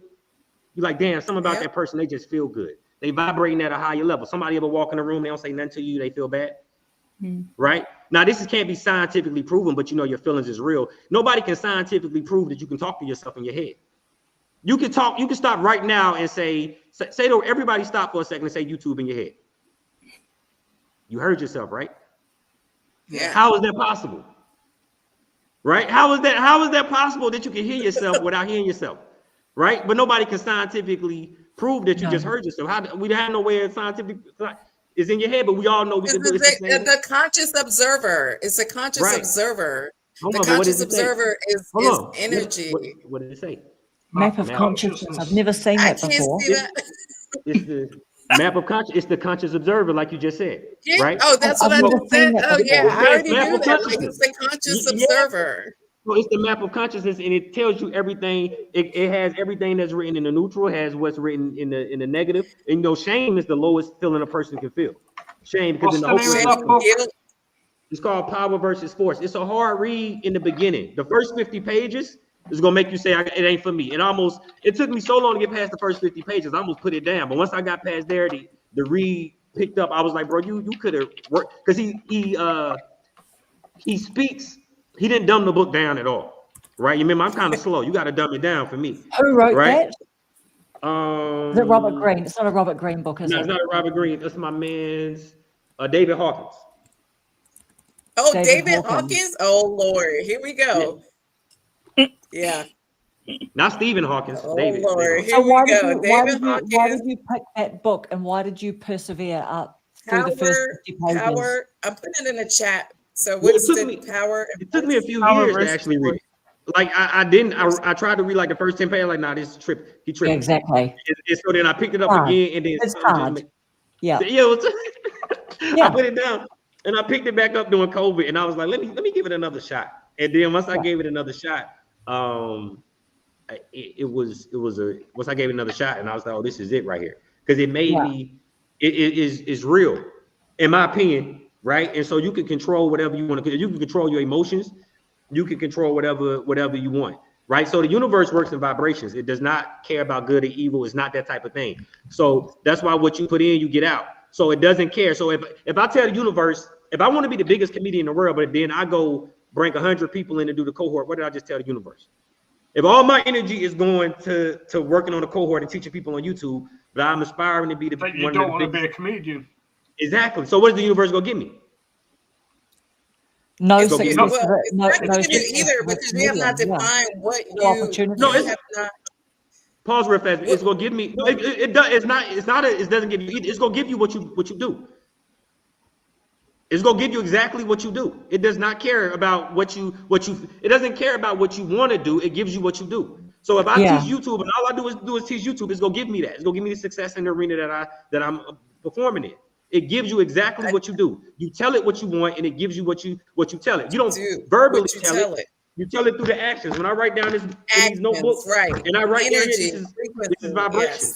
Script is the most powerful vibration you can have. See, Reva, yes, I journal. Journal. You wanna know why script is scripting? Yeah. You wanna know why that's the most powerful? I know they say the tongue is the most powerful thing. No, script is the most powerful thing. You wanna know why? Because you talk directly to your subconscious when you journal. You are talking to yourself. Remember, I just told you to say YouTube. You just talk directly to your subconscious. Yeah, hop in. Can I just add? Just for me though, I journal, right? Yeah. But I feel like pen to paper is on another level. You can write notes in your phone all day. Because it's energy. You're actually energy and motion. Pen to paper is everything. It just does something else. Yes. Yeah. So what I started doing was when I started reading, when I locked myself in my father's basement, quote unquote, right? I started reading a lot of books. I started reading a lot of books, right? And so once I started reading a lot of books, I was reading about manifestation, law of attraction, all that, but I was already doing this. This almost shocked me a little bit, right? So I was reading about the books, but I felt like I was like, damn, I was doing already what these books talk about. So I felt like God gifted me the ability to already like innately know to do it. But once I learned how to hone it, I was on a different level. But I've been writing everything what we're talking about since I was a kid. Like everything I do, I write. You know what I mean? So I've been doing this since I was a child. So if I may be a 12-year-old or 13-year-old and I'm writing down all the steps it's gonna take me to do X, Y, Z, and then I'm performing them the same way. And so I'm like, I've been talking to the universe since I was a kid. That's why I've always been able to do what I wanted to do, what I desired to do. But I got notebooks. I got like storage units of notebooks from like decades of me writing and just filling up the notebooks. Every day I would write about what I'm gonna do. And Sam Ovens, he just says to this day, he has a notebook in his pocket and a pen.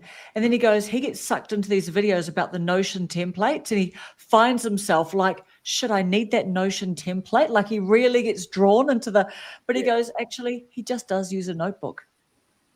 Yeah. I agree, Karen, with that. I've tried to use, so this ties into what Trey was saying, that when he was a kid, he would write down everything. I used to help Danielle with her YouTube channel. She would help me with my actual life. And I used to write down things from when I was a kid. And I was very, very intentional and orderly when I was a kid, that I would write down specifically in this column what I'm doing, and it had to be on this line. So it was very intentional and specific all the way in my life. So a little bit OCD, but I was always working with systems. I say all that to say that I think sometimes the tools, there's so many tools and stuff like that that are out there nowadays, Poppy AI, whether it be Notions. I try to use Notions. I like my Google Calendar, and I like a notebook.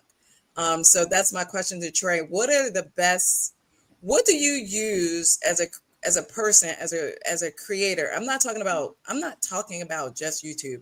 As a business person who happens to use content as one of the vehicles, how do you rule and run your life? Like, what are the tools that you use? Whiteboard. What does your day look like in the tools that you use? Oh, whiteboard. Yeah, love a whiteboard. I'll show you. I got. Show us your whiteboard. All right. Show us your I whiteboard. really want a whiteboard. Do all of y'all have a actually whiteboard? I got my whiteboard right there. You got a whiteboard there? I know, but you know what? Peter? I've only ever bought like cheap ones. I got a whiteboard. Are we bringing our whiteboard on screen? Yeah, Where's I want your a nice, journal? decent one. Yeah. You got a journal? I just went onto Audible and bought the book that he was talking about. So you just bought it, Peter? On Audible, yeah. Peter's an action man. I can listen to it. Play. Yeah, I'm gonna order the book. So Yeah, I'll be ordering the book in the morning. It's Book club. so cheap. It's less than $20. Oh, I agree, Danielle. That's so. You know what? good. Trey needed an affiliate link for that book. Peter's just gone and bought the Audible. Do you have an affiliate link for the book, for Trey? Power versus Force? You should have had an affiliate link. Right, like we're buying the book. We're gonna do a book club. Karen is thinking in business. I'm thinking And the I like business, man. I am too. I'm actually an I'm- Amazon affiliate, so I put it in my cart and I will be sharing. Did you already put it? I was just gonna say that. I already put it in my cart. Put it. Use your share link so you get the money. Yes, somebody. Yes. Let her get it. That's what I'm talking about. That's what I'm talking about. That's what I'm Yes. So I got So a what's little on your whiteboard. whiteboard action, man. That's your whiteboard? Why is Yeah. it So I blank? wake up. That's what I'm saying. Let me finish. What I We're just just bought a too new one. excited. We're just too excited. We're interrupting. I just bought a new one. My old one. Hold on. I'll tell you my old one. He just bought a new one. My old Let one me get my broke, so I whiteboard. bought a Hold new on. one. Let me see. Look, can I felt one bad. up you? Oh, what's on there? Let me see. Well, nothing. This is me. He broke his whiteboard. Okay. Reva's trying to get some intel. She's I like trying to 5 get- whiteboards, Oh right? my I god! gotta see So I it. gotta- Take a screenshot. That's a whiteboard. So this is Take Learn a- with Trey, and then this is all Oh the stuff yes, I'm the gonna do, right? cohort. Let's take a screenshot. That's what we need. Goals, 150 applications, 30 students, 5 scholarships. So you gotta get something back. If the universe gives you gotta get back, right? And that's what people don't. They don't make enough universal deposits, right? Need to be So, on but I the cut it to 15 students, but I'm still gonna do the five scholarships, even though I cut it to 15 students. And then I write down like all the stuff I was gonna do to advertising. But because I was cutting it down, I ain't have to do all the stuff to advertise. So, Right. so I ain't have to do all that. Then I love it. got my That's amazing. like my other comedy, You got like my comedy 5 board. whiteboards. Say what? You've got like 5 whiteboards. Yeah, I got like 5 whiteboards. So I got like different things. This is my comedy whiteboard right here. It got like all the stuff I'm gonna do comedy wise, and all the tools Okay. I have. I write down my tool set, and then when I write down my tool set, I write down what I don't have, and then I go one by one and grab what I don't have. So Okay, I got a question about his the comedy. So when is your next gig? What does that mean? I'm Your talking about next your show. like, When are you next stand-up, your performing? show. On my next show? I don't know. I don't know. You So like don't so what I do is I tour, right? So let me rephrase this. So when you say next gig, this is why I say, what does that mean? I can go right now and go get on stage. So sometimes I don't know if people are asking about that, or they asking when I say I'm a tour and I set up a tour, when I'm gonna have a show, or when I'm gonna travel and do a show, or when I'm gonna actually do a show locally where I'm at, or when the next time I'm getting on stage. So that's all different things. So that's why when I say, what do you mean when you say, what's your next gig? Is it when my boy booked me and I'm doing 15 minutes on his show? Or is it when I'm headlining and I'm traveling to New York and I'm doing an hour on that show when you say next gig? That's You know what I mean? That would be All of that, I that's read what that. you mean That's a by lie. All of What that's are a you lie. headlining. going? Tell us. You say what? Oh, all of that I said, Reva. But just what's your next plan? And I've got a question after this too. Okay. My next plan, well, right, the plan stand-up wise, you mean the plan or you mean the show? Like when is my next show? Yeah, when is your next comedy anything? Probably Tuesday. I'm gonna get on stage Tuesday just to work Nice. out. So what happens with comedians, what you don't see is we have to work the jokes out. So it's like a practice room. We have to get on stage and work the jokes out. So when you see the comedian doing the stage and it looks all organic and he's interacting with the crowd, none of it is organic. I've been here 100 times. I've seen every response I'm gonna see from this joke. So it looks like when you see the lady with the blase, and he was so good off the top of his head because the lady, well, I already did it 100 times. So I know every response the audience gonna give me. Yeah. So it's like, it looks like it's off the top, but it's not off the top. And I've done it 100 times. So I go work the joke out, and when I work the joke out, then I can go X, Y, and Z and say, okay, let me go tour now. When I feel like the hour is solid enough, where I feel like if somebody pay, I can over deliver. And they be like, damn, I should have paid more. Matt Rife makes it look easy, and nobody sees all the hours he puts in behind the scenes. It's the same with YouTube. If I'm teaching you how to YouTube, and then I say I can get how I got a channel monetized in 10 days or X, Y, Z, and then you see my channel blow up, and you like, damn, he's saying this while he came into the space with 3 videos and rippled everybody. You know what I mean? With everybody ripple, and he only has 4 or 5 videos, it looks easy. Like Peter is saying, it looks easy, but in reality, they didn't see since 17 years. No. Right. Okay. Yeah. Right. How can people get funnier? To get on stage more. Have you ever been asked that question? Just like how the ordinary person in their life, you know, like how can they just sort of like just cultivate being a bit funnier? Yeah. You mean, what do you mean by funny? Like the ordinary person? Are they trying to do stand up, or are they just trying to be funny?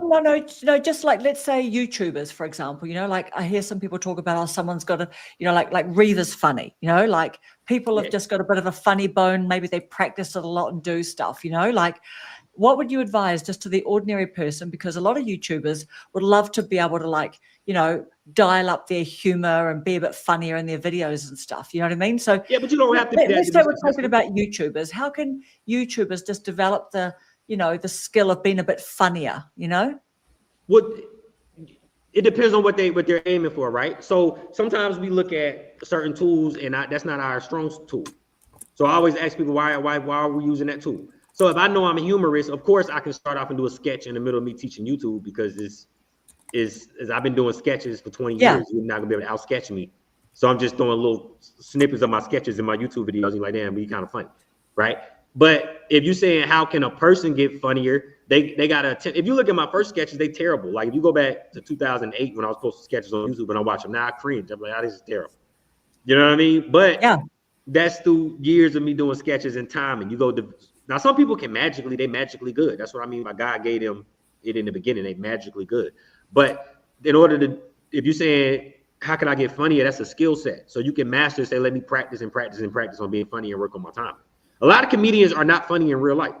No, they're not. A lot of your favorite no. comedians are not like naturally funny people. They're not going to have. No.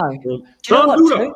I know. And do you know what too? You see it too. Like they'll go on like these talk shows or whatever. Yeah. But people are just like, be funny, be whatever. And they're like, dude, I'm just like lining up to buy ice cream or something. I'm being a dad right now or whatever. You know what I mean? Yeah. So but I see them like Jerry Seinfeld, massive introvert, you know? People see Jerry, they're all excited. He's just like, you know, that's why he doesn't love people. You know what I mean? Because they're annoying, you know? They don't get it. They don't get him. Yeah.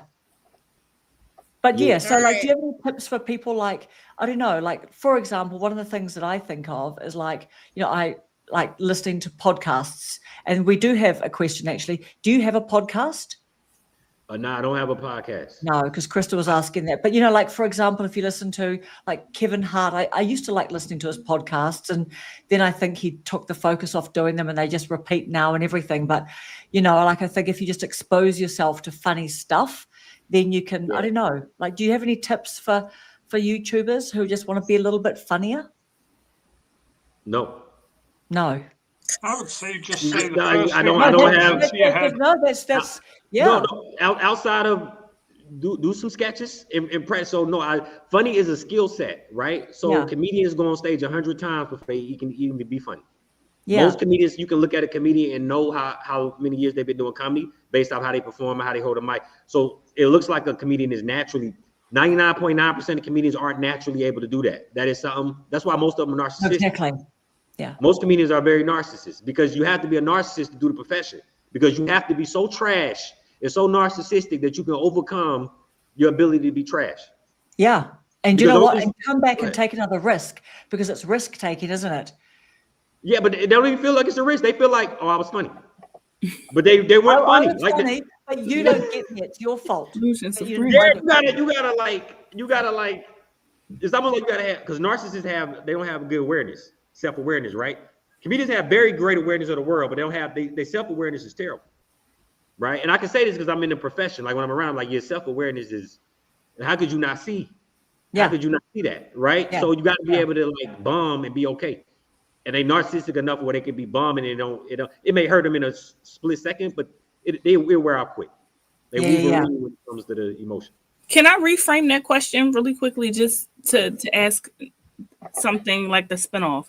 Would you suggest, because my question when I hear it is, why do you want to be more funny, right? Do you suggest that people lean into their natural gifts and talents? Like if you are not, like for me, I can be very intellectual. That is the way that I think. That's the way I am. Yeah. And so when people be like, use smaller words, and I'll be like, you going to learn today, because I'm not going to. There's a population of people that get me, they understand me, we vibe together. And so somebody was like, okay, I need you now. I don't want to be so far away from people that I'm not touchable, but I don't know that I would seek to be something that I'm not. So I guess the question is, what is your take on that?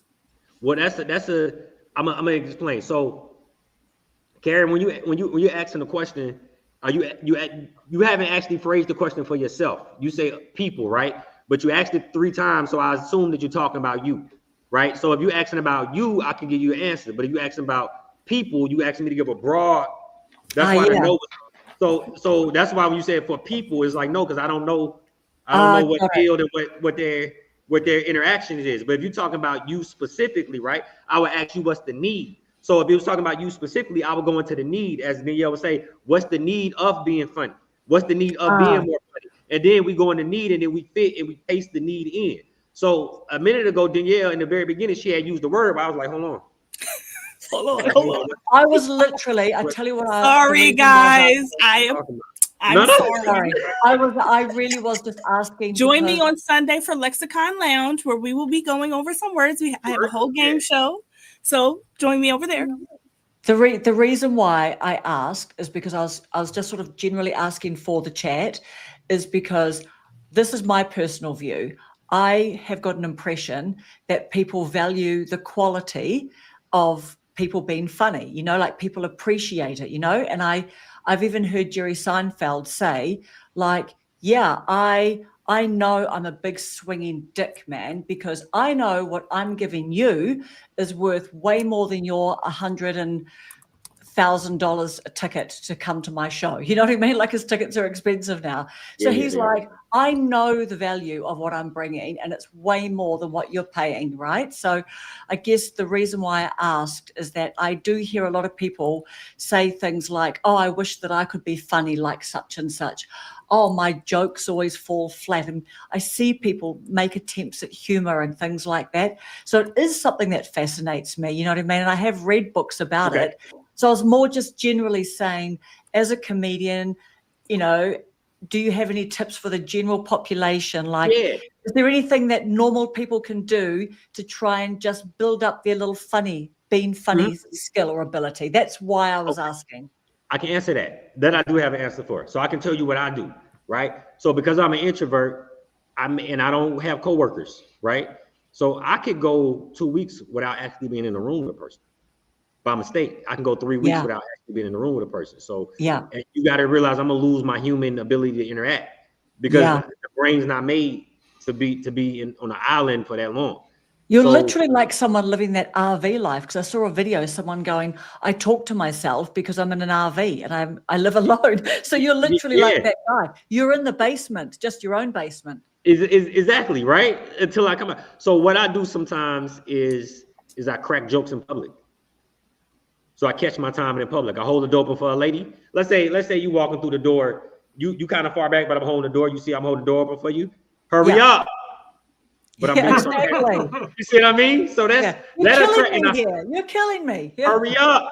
You know what I'm saying? Before I get mad. And then it's like they look up there and then they start laughing because I start smiling. So it's the timing, because you could control people's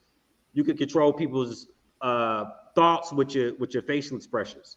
So it's the timing of the facial expression, right? Yeah. We knew that when we put on masks. Remember when everybody had on a mask and you knew how much how much you can tell somebody was smiling by the eyes?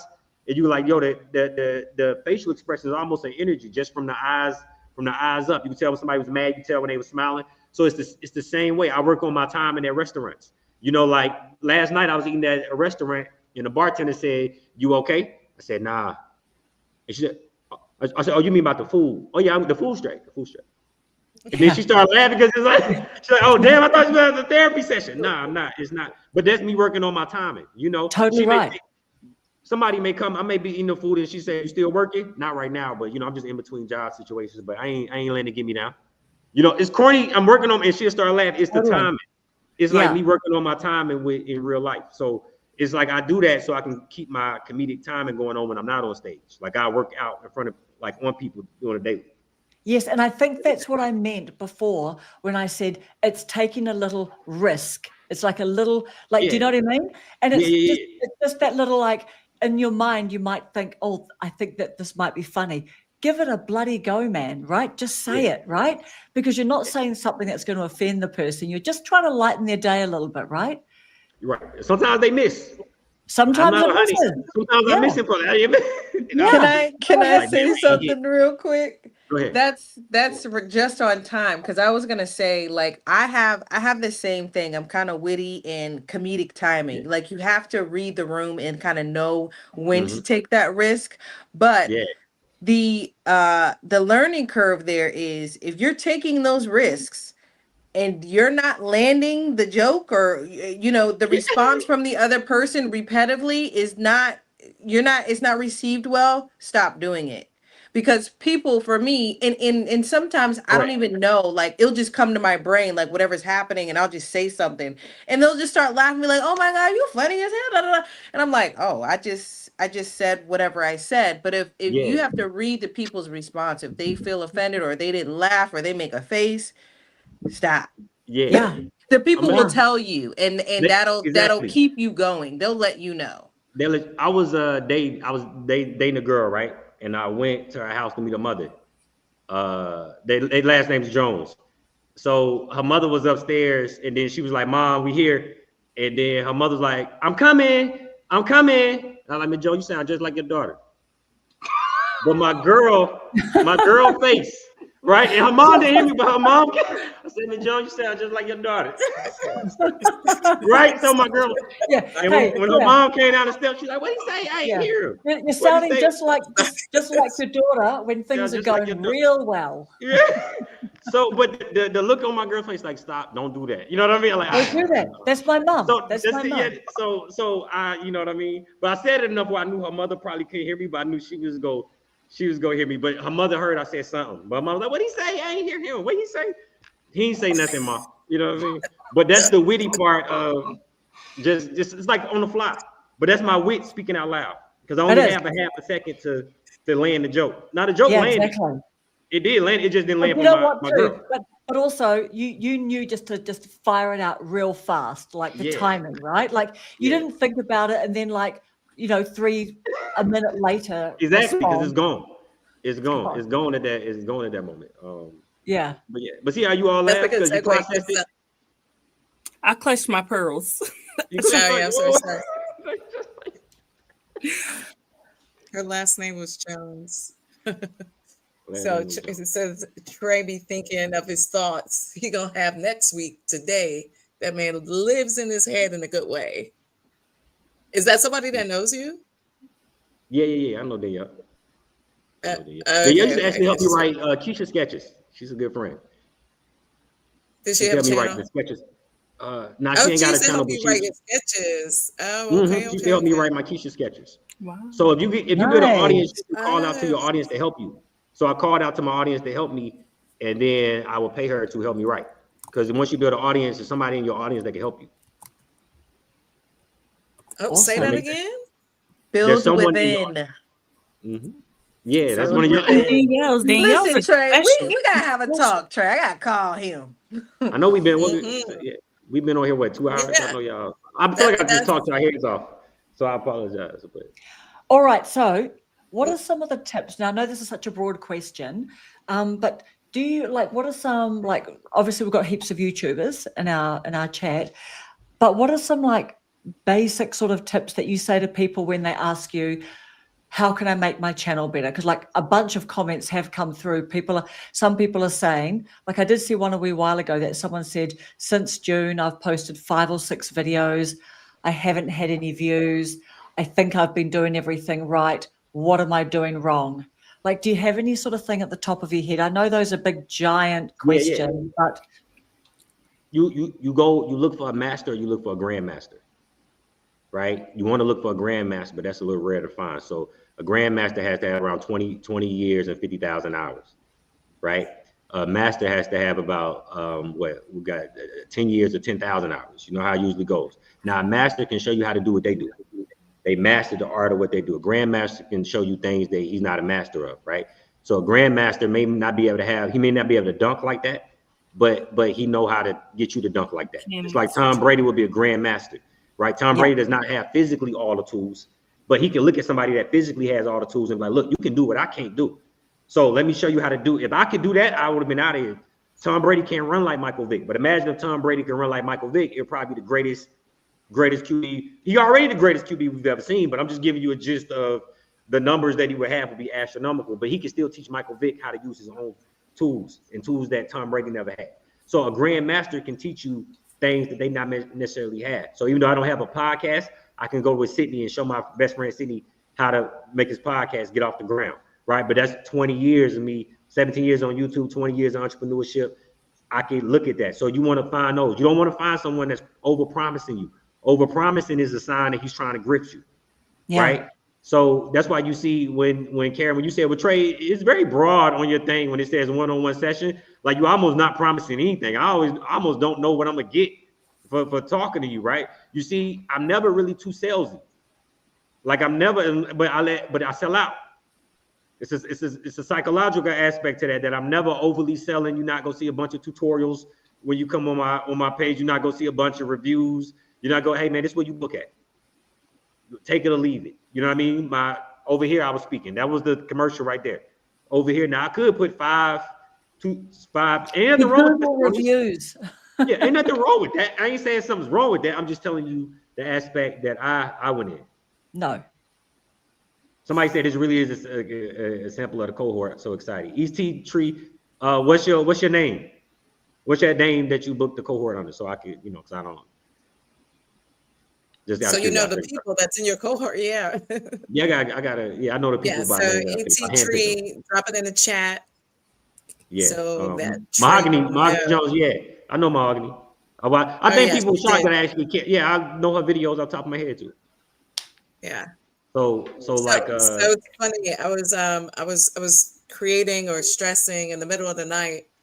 I woke up and was like, hey, I need to do something. I sent out an email, I think it was, because I'm always up early in the morning working, or I go to bed early, but I wake up very early and I'm working very early. I have coffee with Christ in the morning because I believe in Christ consciousness. That's what we were talking about, like that elevated consciousness, right? And then I start creating because I get the download so early, and then I start emailing people. So I was like emailing Trey. I was emailing New Zealand. Karen over there, and people were just like, so Trey said to me, kind of like, yeah, you're never gonna sleep because you're a creative. Like creators create, they don't sleep, like real creators. So welcome to the club kind of thing. And I was like, yeah, do I really want this life? Yeah. I feel like did you tell them what time it is? Tell them what time it was. I think it was 3:00 in the morning. It was 3 in. It was 4 while I was there. It was 3. So I'm up and she's up. We both up. And you responded like then, but it was very encouraging. It was like encouraging, but then I got scared because I was like, yeah, I said in my conscious that I want to level up. Like I want to level up. That's why I'm bold. Karen said to me, man, you just asked a question, Rob the Maritimer, on the spot. Why? Because I know my assignment. Like when you know your assignment, it's not ego. It's you're operating in your assignment. So you just open your mouth and the thing will flow out, right? Like it'll happen. So I reached out to Trey. I was like, that was a while back. I was like, Trey, like I want to interview you. I'm going to interview another guy too, like Mr. Skinny TV. Like, but these are people we've been building relationships down in the comments. So when I say like, I'm just like I'm not a guru. I'm not any of that. I help people to get better than where they were yesterday. Like I teach what I know. I'm not a guru because I'm trying to grow as well. So I reach out to people who's already growing ahead of me, who I think I can trust. So I looked at Trey. We got some commonalities. The main one was he was funny. He was practical. He was regular. He looked regular. And he was funny. I was like, as regular as Usher looks, right? And sounds regular. But then listen to this. Regular guy. Let me tell you, I like weirded myself out. I know I'm all over the place, but I get excited when I talk about like opportunity, because that's what I'm talking about, is seizing the opportunity and getting past yourself. When you can recognize the open door, you walk through that door. So I saw his content and I was like, yo, I'm just gonna like hit him up in his comments. Like, so start like, it wasn't undermining. I wasn't trying to get anything. I was just like truly inspired. And then I looked, I was like, damn, he's got like 7 videos. He got like a bazillion subscribers. I got 374 videos. I was like, that's amazing. Reva leans into the parasocial relationships, Reva. Yeah, I don't know what that means, but what does that mean? Parasocial relationship. Parasocial relationship. Oh, just when people get to know, like we watch creators and we're commenting and we're chatting and we feel like we know them. Yeah, but I had already parasocial. I gave this story, Reva. I had already like had you up to do a live with, like on the board, before you even like reached out to me, right? So I give you a story like Mike Tyson. Mike Tyson with the juvenile detention center. That's where he learned to box. Somebody taught him to box. They were like, if you be good, I teach you how to box. So he was like, yo, he said, be good, I teach you how to box. One of the guys that work at the jail. So Mike was no. What Customato yet? Right? So it's before he got to Customato. Oh, so this was the guy who took him to Customato. The guy that took him, yeah. So he was in the juvenile detention center. The guy was like, be good, and Mike was good. So he taught him to box. He said, you be good another month, I take you upstate to meet Customato, right? Now Mike Tyson, Joe Rogan asked Mike Tyson, was like, yo, was Customato looking for you, or did he ever say like he was like, he said, what's the odds of you showing up? And then Mike Tyson was like, he said he summons me. He said he summons me, right? So when Customato said I was gonna have the youngest heavyweight champion of all time, and he knew he was getting older and his time was running out. He's like, I'm getting older, so he got to be the youngest heavyweight champion because I don't have enough years, to make to watch him fight at 20. Mike Tyson was whooping guys at 19 years old. You see what I mean? That's a kid, really. If you think about it, that's a kid fighting for the heavyweight championship of the world. Yeah. That's a teenager. That's a 20-year-old. So he had to be the youngest heavyweight champion in order for Customato to see him, because Customato only had enough time. He beat Trevor Burbick, I think. Yeah. So I'm a huge Mike Tyson fan, right? But Customato was a huge boxing fan. Me too. So I used to actually box, but that's the. Me too. For real, Peter, you familiar with Deontay Wilder? Oh yeah. Me and him come out of the same gym. Really? We come out of the same gym. Yeah, coincidentally, we come out of the same exact gym, bro. He had 3 amazing fights with Tyson Fury. Yeah. I hate you from the UK, right? You're from the UK. I hate that. Listen, I went down there and saw him the first Fury fight, right? Because my dad asked he could he take this is off topic. I apologize, y'all. But my dad asked could I take him to see the champ? My dad asked first, can I get him to sign the gloves? I said, yeah. He said, you think I can get a picture with him? I said, yeah. So I took all my family down there, and I don't like doing that, doing the fight camp. Because I'm like, bro, you're supposed to be focused. I feel like you should be all the way focused, right? Doing fight camp. Yeah. And when I took my dad down there, like Deontay was very welcoming, but I knew then he was in trouble. I'm like, we getting too comfortable. Like, I feel like doing fight camp is supposed to be nothing. Nobody's supposed to be here. Like, I look over there, your girl over there lacing up gloves. You helping your girl. She's not even supposed to be in here. What we doing? Like, but that's neither here nor there, Peter. We'll have that conversation later. But I was just, I can talk about boxing all day. I'm sorry, y'all. Oh, me too. Oh my God. I was like, but wait, I was on the board. Noticed that all of our names have disappeared from the screen. I did. Oh, that's just when there's a comment up. That's just when we're up in the comments. Oh, right. Okay. Yeah, but we just gone and put them in the comments. Yeah, I dropped them in the comments. Wanted to know. I'm sorry.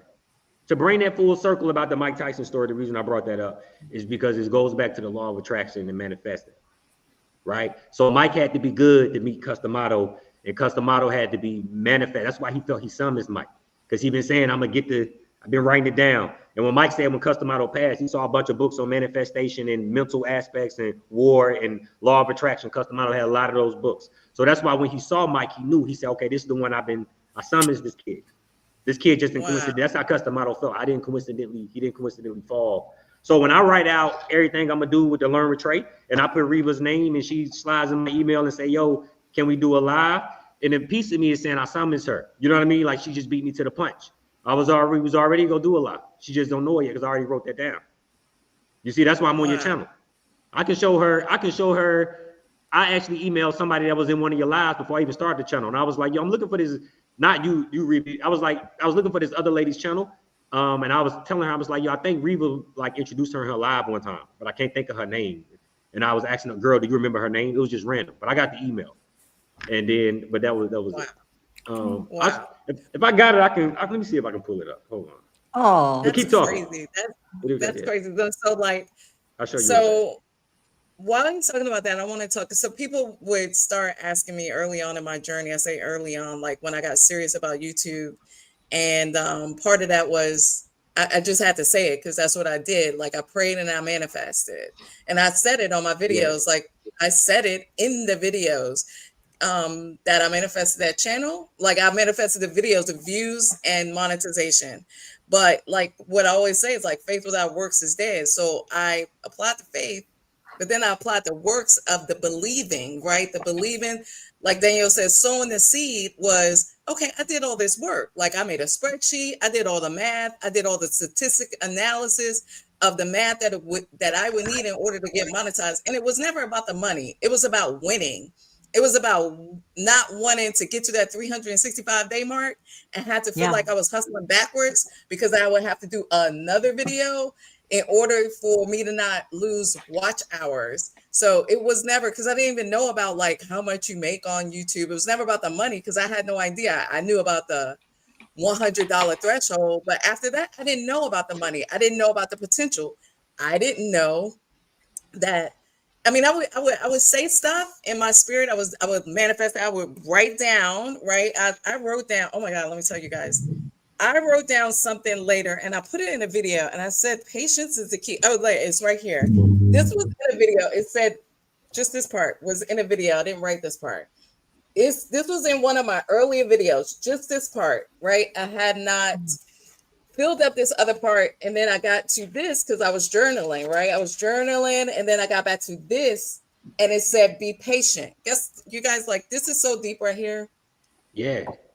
This was in a video back in November of 2024. Just this part on one of my little old cringy videos. It was in a video, and I did not have 10,000 subscribers back then. And I was going through a hard time here lately. I've been journaling, calling those things that be not as though they are, manifesting my greatness. And then boom, I was having a, like, what do you call it? Just a little blockage, some trials, all this stuff that's happening. And I'm still scrolling. And into today, I got to this page and this is what it said to me, for me to be patient. Yeah. My own words from back last year when I wrote this in a video came back to me last week when I almost gave up on YouTube, when I almost gave up on relationships like that were not serving me. Like I've had to shed some things, yes. But when I was at my lowest point, the manifested word of God came back to me. The manifested word of God through me, because y'all think it's like, oh, it's so woo-woo. No, it's in you. It's not woo-woo, it's in you. Came back and spoke to me and said, be patient. And it was like 4:00 in the morning. I was like, whoa. So it's always deeper. You got to go a little deeper with this thing called being a creator. That's why I do certain things. The first digital product I made was called being a conscious co-creator. I did that intentionally because I believe we have the ability to create, right? It's innate in all of us. We just haven't tapped in. Maybe. Correct. Or we haven't tapped in deeper. We were maybe. put on Right. earth to create. I believe that too. God wants us So I'm to just be saying, like creative. all of that manifesting, you know, these relationships is what I'm calling it, because it's bigger than a video. It's bigger than a dollar bill. I'm gonna tell you Let me that. show you. It's bigger Let me than show a you dollar something. bill. Yeah. Let me show you something real fast. I don't mean to cut you off, but I am cutting you off. No, it's all good. Just can you see that? Can you see the date on that? Was it saying? I want it like super big on the thing. Oh, is that our email? Oh yeah. Can y'all see? Yeah. What's We can You see see the the date? writing, but we can't see the No, date. can't see the date. Is it a way that I can put it in the? Hold on, let me, because I can usually Yeah, get the if you Zoom hit link. share screen, you should hit. Oh no, she can't. Hit Yeah, share you screen think because you're not- he can take controls, I think now maybe. Let me see if I I think get the he's not focus right. sharing Sometimes I screen. can get the focus right. There we Sometimes I go. can't. Yeah. There we go. What date is There we that? go. I figured it out. It was something look at reveals. the- Reva reveals But what's the date on that? Look at the top of the date. the date. I can't see the Is it date. April the top? 1? Something? Yeah, April 1. That's April the 1st, right? This year, is What? it? You guys, Is you guys it? can zoom in on. You guys can take your fingers and zoom in. So Right. yeah, Okay. So what April I'm doing is 1st. April Oh, the don't 1st. tell me that. I'm trying to zoom in on my TV monitor. I mean, I can zoom know. in. So I don't this is Okay, know. me. Trey, I've got it. Trey, It Trey, I've says got it. I can even We'll read take it. a It says I screenshot- figured it take a out. Screenshot photo What does and then it say, expand it. CC? Hold Just on. read it. Read it out to him. Okay, See? it says I figured it out. It was Reva reveals. I could have been in her comment section, or I could be wrong altogether. LOL. And you're welcome. Well, that was that's the first one. Okay. Do you want me to read? You Okay. yeah. This This is the says lady. Go happy to hear you found her. I love Reva. I can't see that other word over there. She's amazing. How are you making me? I can't see. Can you like? Well, my bad. I zoomed in too Come close. on, Trey. Damn, that's insane. Wait, hold on. I'm showing you that it says April the 1st, though. I was already looking for her.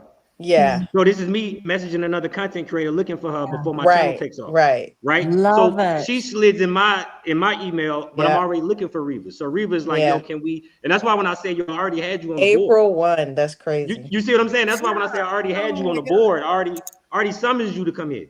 Right. So already. So when you slid in my email, I'm just showing you how when I say law of attraction and manifestation and all that. So I'm looking for her in the thing. And I said, I figured it out. I know her name. And the girl said, I love Reva.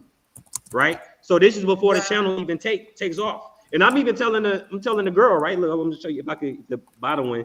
See, let me know if you can read that one. Who is the girl? Okay, That's a the big bottom thing. one. Like, Okay, I love her the channel. bottom one says, I love her channel too. Recently got into the YouTube teaching field. My channel is Learn with Trey. Let me know if you ever need anyone's advice on anything. Right. Wow. So I just said that to the girl because I knew she was in the comments of your live one time, but I didn't write your name down. So I knew her channel name from the thing, and I was like, I know her channel name, so I'm gonna go to her and then ask her. That's what me looking for you through her. What was her channel name? I'll look it up. that's what I'm saying. Like, who is the girl, the connector? But like, that's like my mind is still blown. Like blown. So I'm gonna while you're looking for it though, Trey, I gotta do this. It's another plug here. Plug.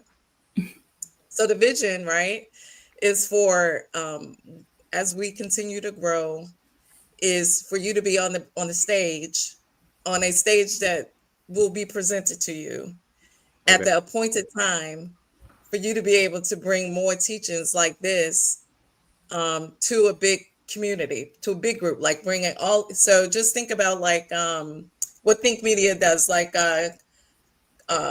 Content Creator Live, huge events. And then me and a team of people are going to bring people like you in to do massive conference type material stuff. Like, so on stage, you teaching us. We're going to manifest that right now on this day, August the 28th, 828, number of new beginnings, 8, right? The little cyclical Hold on. there.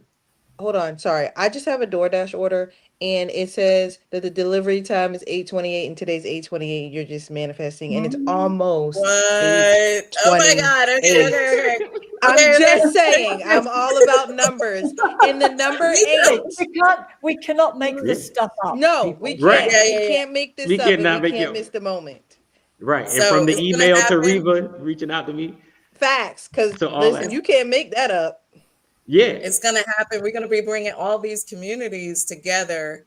We'll do, so my vision is for people to have their own little content creator meetups in their own little cities so that they can have their little hubs, and then we could get together and do district stuff, right? Like when we go into Atlanta, we're going to do an Atlanta meetup.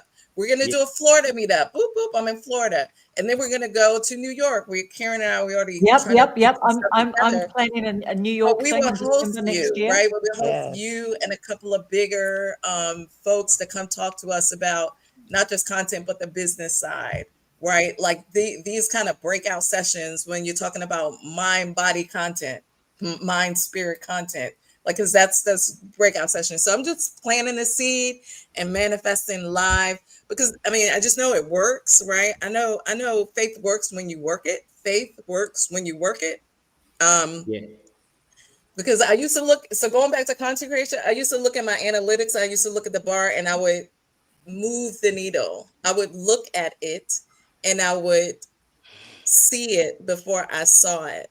I would move the needle. Like when I say move the needle, I would look at my graph and I would imagine that my subscribers or my views were going to be at 10,000, right? In the 48 hours. So I've seen 20,000 within the 48 hours. And I was like, 20,000 every 48 hours. That's when I was exploding. Yeah, I know that feeling. And it does something to you, right? It does something to you, but you know, like when that stops happening, hold on, I gotta pause. And then you know the little tricks of the system, then it makes you wonder. It could test your manifestation, it could test your faith. But when your purpose, I gotta pause you, and I'm cutting you off, right? Because it's very important. It's very important. You got to remove that. Yep. That's not a part of the game, right? Yep. You know what I feel like when I get a million views? Somebody tell me what I feel like. Take a guess what I feel like when I get a million views. It's expected. It's the same as you. No, I'm gonna say expected. I said, what's my feeling? Not what I think is like, but what's the good feeling? You got a good feeling? Nah. Yeah, you don't have no feeling. Yeah, you know what I feel like when I get 10 views? No feeling. No feeling. No thing. No. I don't get a bad feeling. I don't get a good feeling. It's no thing. It's nothing. It's because my emotion is not tied into the view. Yeah, you did say that's why you want to quit. That's why you want to quit, right? That's why you say I thought about quitting, because your emotion, what we talked about in the book, the Master Consciousness, right? Yeah, so you let in at any moment, it can control how you feel. If it can control how you feel, it can control it. Your emotion, your emotion causes the frequency. Your emotion causes the vibration causes the frequency, right? So that's where you go. That's where you vibrating at. So because you vibrating low, if you feeling bad, you ever see somebody like, what's wrong? You just know they ain't tell you something wrong. They vibrating in a certain way that you know something wrong, right? So when you tie that in, when you tie that in, you're not controlling your emotions. If you're not controlling your emotions, you letting the signal of that control your emotions, and that's when the resistance go overtake you. I feel nothing. I feel if I check it, feeling of nothingness. Now I'm not gonna lie now. Like I'm 20 years in.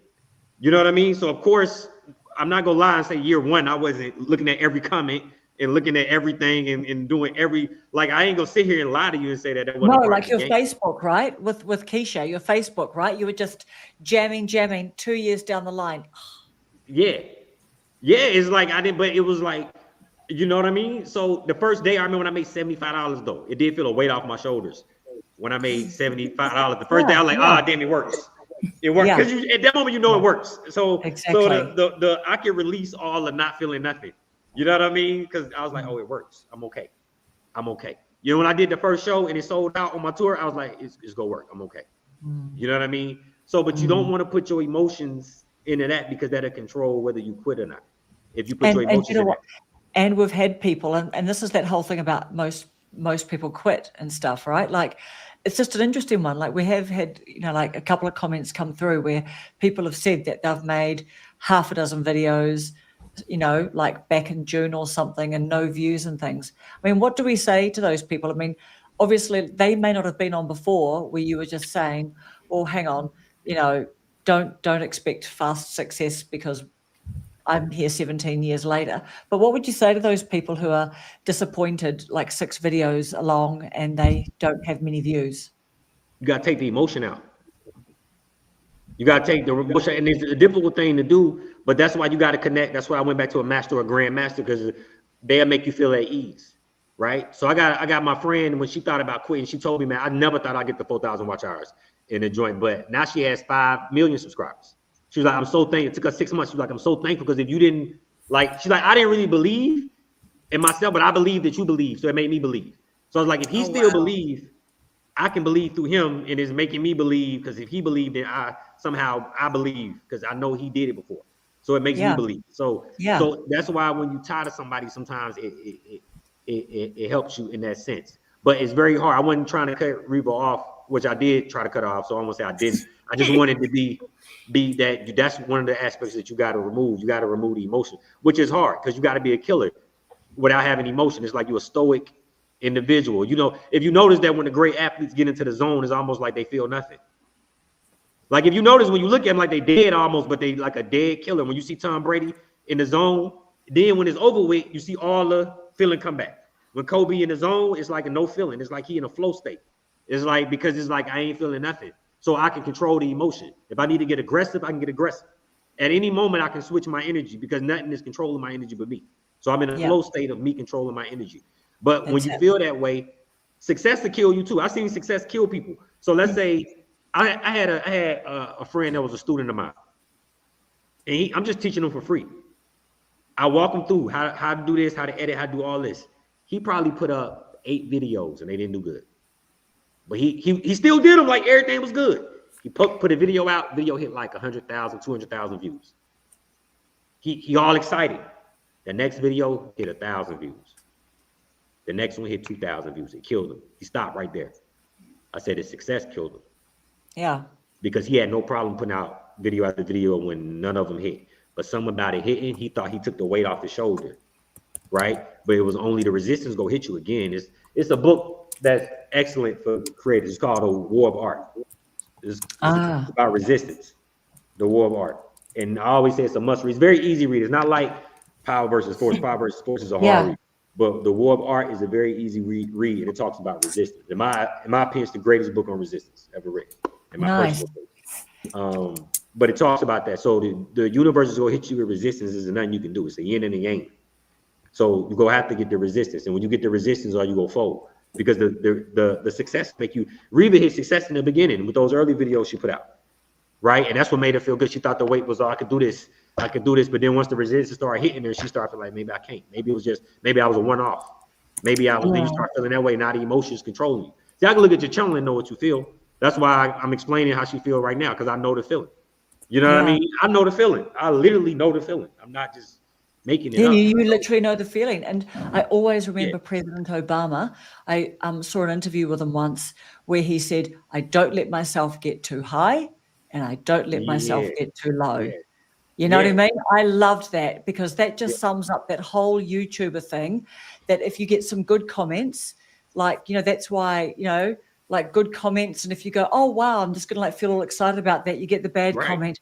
Oh, I feel like shit now. I'm just blah, blah, blah. It's just like, but I really love that. Like President Obama, you know, like regardless of your politics, you know, like he's quite a smooth operator. You know what I mean? He's got a lot, I feel like he's got a lot of mana and emotional intelligence and everything. And, you know, obviously academic intelligence and everything like that. But just to hear him say, I don't let myself get all giddy with all the good stuff. And he's got a lot of good stuff. And I don't let myself get bad with all the, you know, the people that don't like me and don't like what I do. You know what I mean? Love that. Yeah. This is so funny. I see Queen Alchemy is like, I can't get off the cart. I just want to keep watching. Well, that's a good feeling to have. And I just want to say, because I put it in the chat, Romans 8:28. So I definitely wrote that down. Like, sometimes we get so fixated on how information comes that we lose sight of the fact that it is. And when you were Romans saying, what?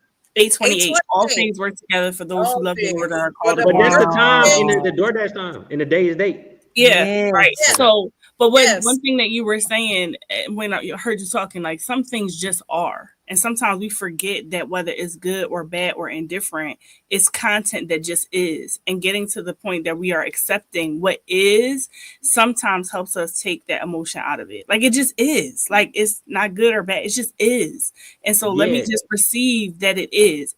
Now for me, it's having the faith that whatever it is going to work out for my favor, my benefit, my good, as long as I'm doing what I'm supposed to do. So. Hey, we've got one love to dream. Go to the store to get the milk feeling. I know. I just like, that is going to be, I want everybody in the chat to drop milk in the chat. So like, I think that's my biggest takeaway. It's just like, if I tell you to go get the milk, you're going to know how to go get the milk. Like, that's it for me. Milk. Like, that's my takeaway. It says so little and so much at the same time. Yeah. Do you know what? Do you know what, guys?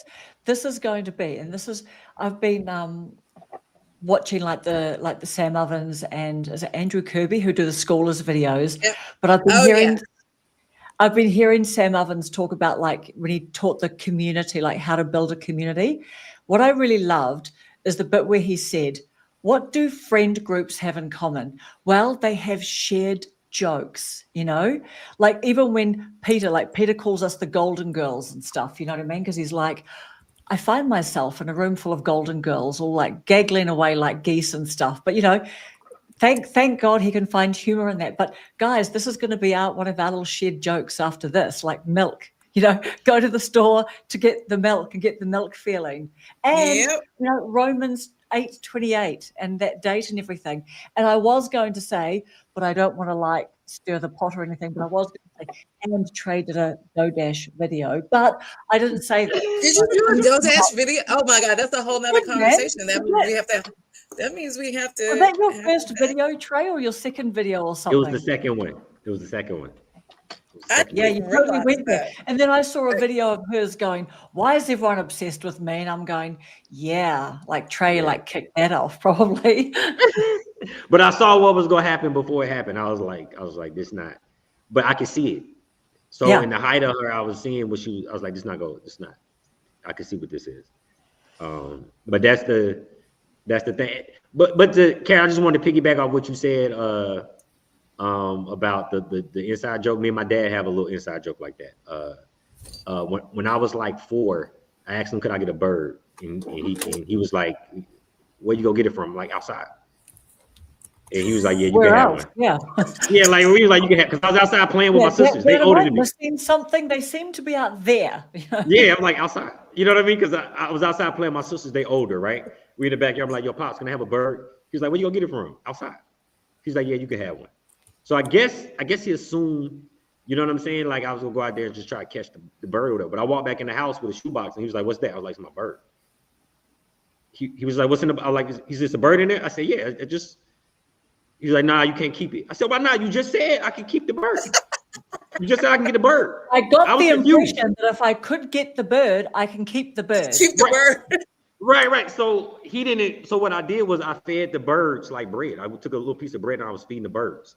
So then I put a stick under the box. And my mom used to sew, so I put some thread on the stick. And so I fed the bird and I fed the bird and I fed the bird. And when it went under the box, I put some stuff under the box. And as it went under the box, I snatched the stick up and slid the bottom under the box. And I was like, all right, I got a bird. You know what I mean? But he didn't anticipate. Yeah. He thought I was going to do what probably a 4-year-old would do and go outside and by hand and try to catch the bird. So we got Laura chasing the chicken like that. Yeah. Say what? Wow. So we got a saying about me put the bird in the box. So he be like, yo, I watched you since a kid, put the bird in the box. Like you always can do stuff. You know what I mean? He like, yo, I watched you since a kid, put the bird in the box. So so it's the same. Like I know what you mean by like a little saying. It's like the bird in the box. Yeah, we got milk. Bird in the box. And I tell myself that as an adult sometimes, put the bird in the box. Yeah. Put the bird in the box. Put the bird in the box. I know they think before I go to bed and these people go do whatever they do. It's late for you, I have to go to bed. I know she knows it's super late for me. Super late. What parting words do you have for our good people and the people in the chat? All right, I got a little bit of advice, and it's probably the last thing I want to leave on. All right. So when you creating is actually an imbalance of the brain, right? Karen talked about burnout. Creating is actually an imbalance. You on the positive end of the imbalance. right? So when you're creating at a high level, we wish we could live that forever, but you can't live that forever because it's an imbalance. But it's a yin and a yang. So if you all the way up here, if you don't bring yourself to the middle, you gonna go all the way down here.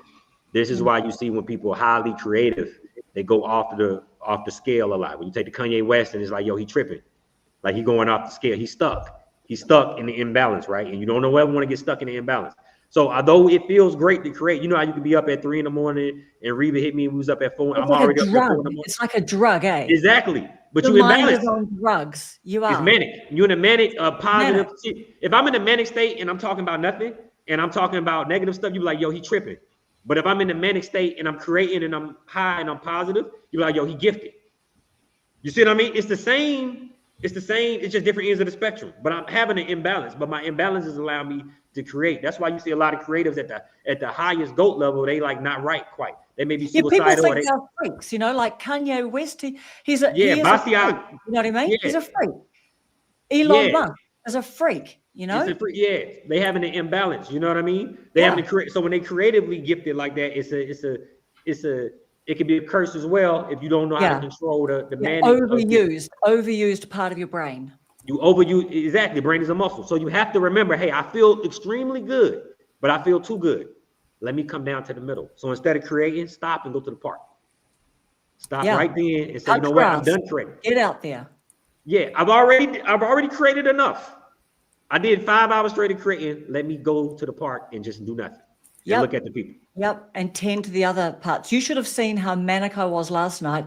I did my first solo live and my internet crashed. And then I went out there. I'm like, how many effing tabs have you people got open out here? I'm doing my first solo live in there and my internet has crashed. And I've got my Ethernet plugged in, hardwired, doing all the good stuff, man. And my internet crashed twice. And I was a little bit peeved with the people in the lounge. I'm like, you're watching Netflix. Can you just watch Netflix without doing all the tabs on your computer? So Mm-hmm. So it's the same. Right. It's the same concept. So touch the grass, like Karen just said. Go outside, touch the grass after you create. Don't try to stay there forever. Don't even try to stay there for super long periods unless it's necessary. You know what I mean? Yeah. But if it's not necessary, come out of it. Blow yourself out. Yeah. Yeah, you burn yourself out, and then.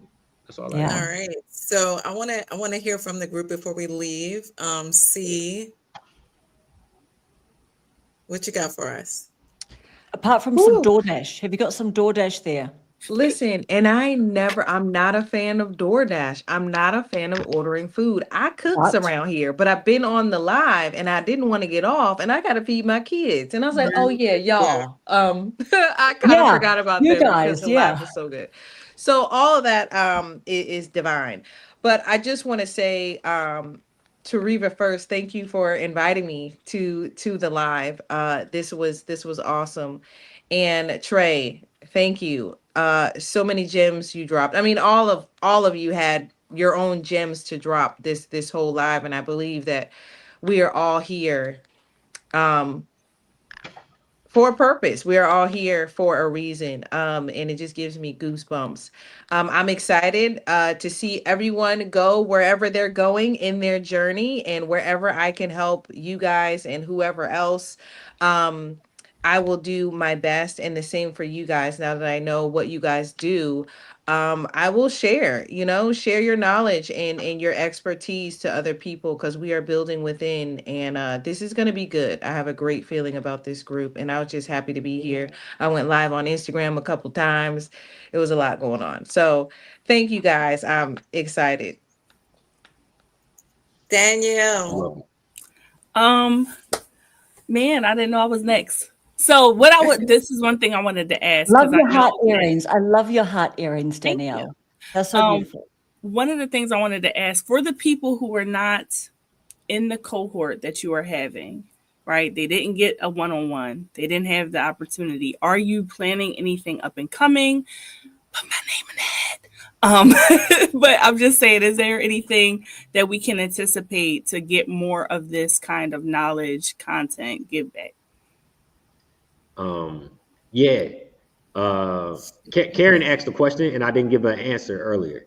She asked when I said I didn't profit off the cohorts or the one-on-one sessions. Right? You're like, why were you doing them? Yeah. Why were you doing it? Right. So I owe a debt. right? So I owe a debt. I think when you get blessed like that, you owe a debt. You see what I mean? Just to take it and not share it somewhere. One of my favorite books is upstairs. It's called Show Your Work. It talks about that. It says to learn something. It's called Show Your Work. Austin Kellen, Cleon, I think. Yeah. Austin Cleon. He has a few books. It's Yeah. not on this shelf, but it's called Show Your Work. I read it like every year. Now you know what? It's right here. It's called Show Your Work. Right, it's one of my favorite books as well. And in the book, let's see if I can find it. I highlight everything, but it says you owe a debt if you learn something and you don't share it. Right. Mm-hmm.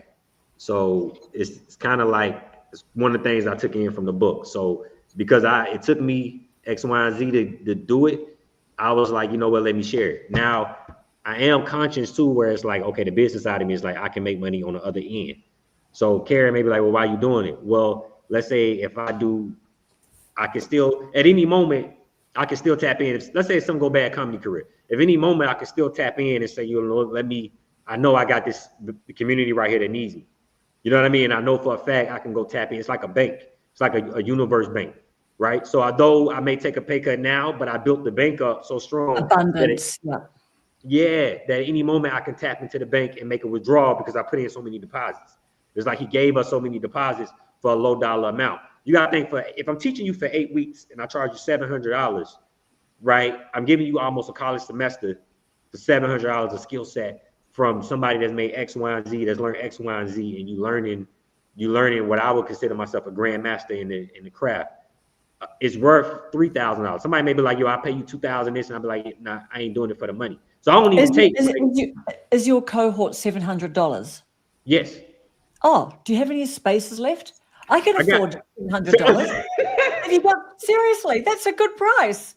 That is it's an excellent price because I'm giving you 8 weeks. It's a small cohort, and how we all in there like this. That's how I want it. I don't want. Can you squeeze another person in? That's what everybody asks, right? Listen, that was not fair. He's gonna prioritize his blessing. This many. So do you still have spaces? I don't know. I had 2 left today. Okay, I've got one. I'm taking one of those. Yeah. Somebody bought one like maybe a few hours ago. I saw the notification. But if any of you desire to get in, I have no problem. Amazing. Okay. We can just click the thing, can't we? What do we do? What do we do to do that? And I think I'm gonna do one more. I'm about 50-50. Okay. Right. I'm gonna do one more at the end of September. I'm gonna pick up 15 more people at the end of September, but I don't want them to lap on each other. I don't want to do them at the same time. I want to do like, okay, if I do 4 weeks in this one, I go a little bit and they can overlap just for a few more weeks, but I can't have them overlapping at the same time. So even if you can't catch them, maybe what we need to do we just need to watch out for you opening that up, or can we go on a wait list? Yeah, I'll send, email me. Learn with Trey. I'm gonna email you. Learn with Trey at Gmail. Email me and I'll lock all y'all in. Learn with Trey. Yeah, amazing. At Gmail. Yeah. River, can I ask a question? How did it feel you seeing me already reach for you before you reached for me? Did it? Because you got to think I reached for you before in April. I just started. You know what I mean? So, but for you to go ahead. Yeah. Purpose. Yeah. So hopefully that it shows you that you can, you know what I mean? It's magnitude. What a magnetism. Instead of back to the magnetism of. So I didn't feel any type of way when you reached out to me because I was already like, oh, I just summoned her. Like it was already, your name is already on the board. Can I add to that really quick? Yeah. So with the reach, with everyone else on the call, I want you to understand that you are a part of the reach. You are a part of the manifestation. I am a part of that. So whatever you guys are working on and the gift and things that you are manifesting, you are a part. God is in the neighborhood. You understand? Exactly. Like it's here. So don't just focus on them too. You're here too. So whatever it is, it's got your name on it too.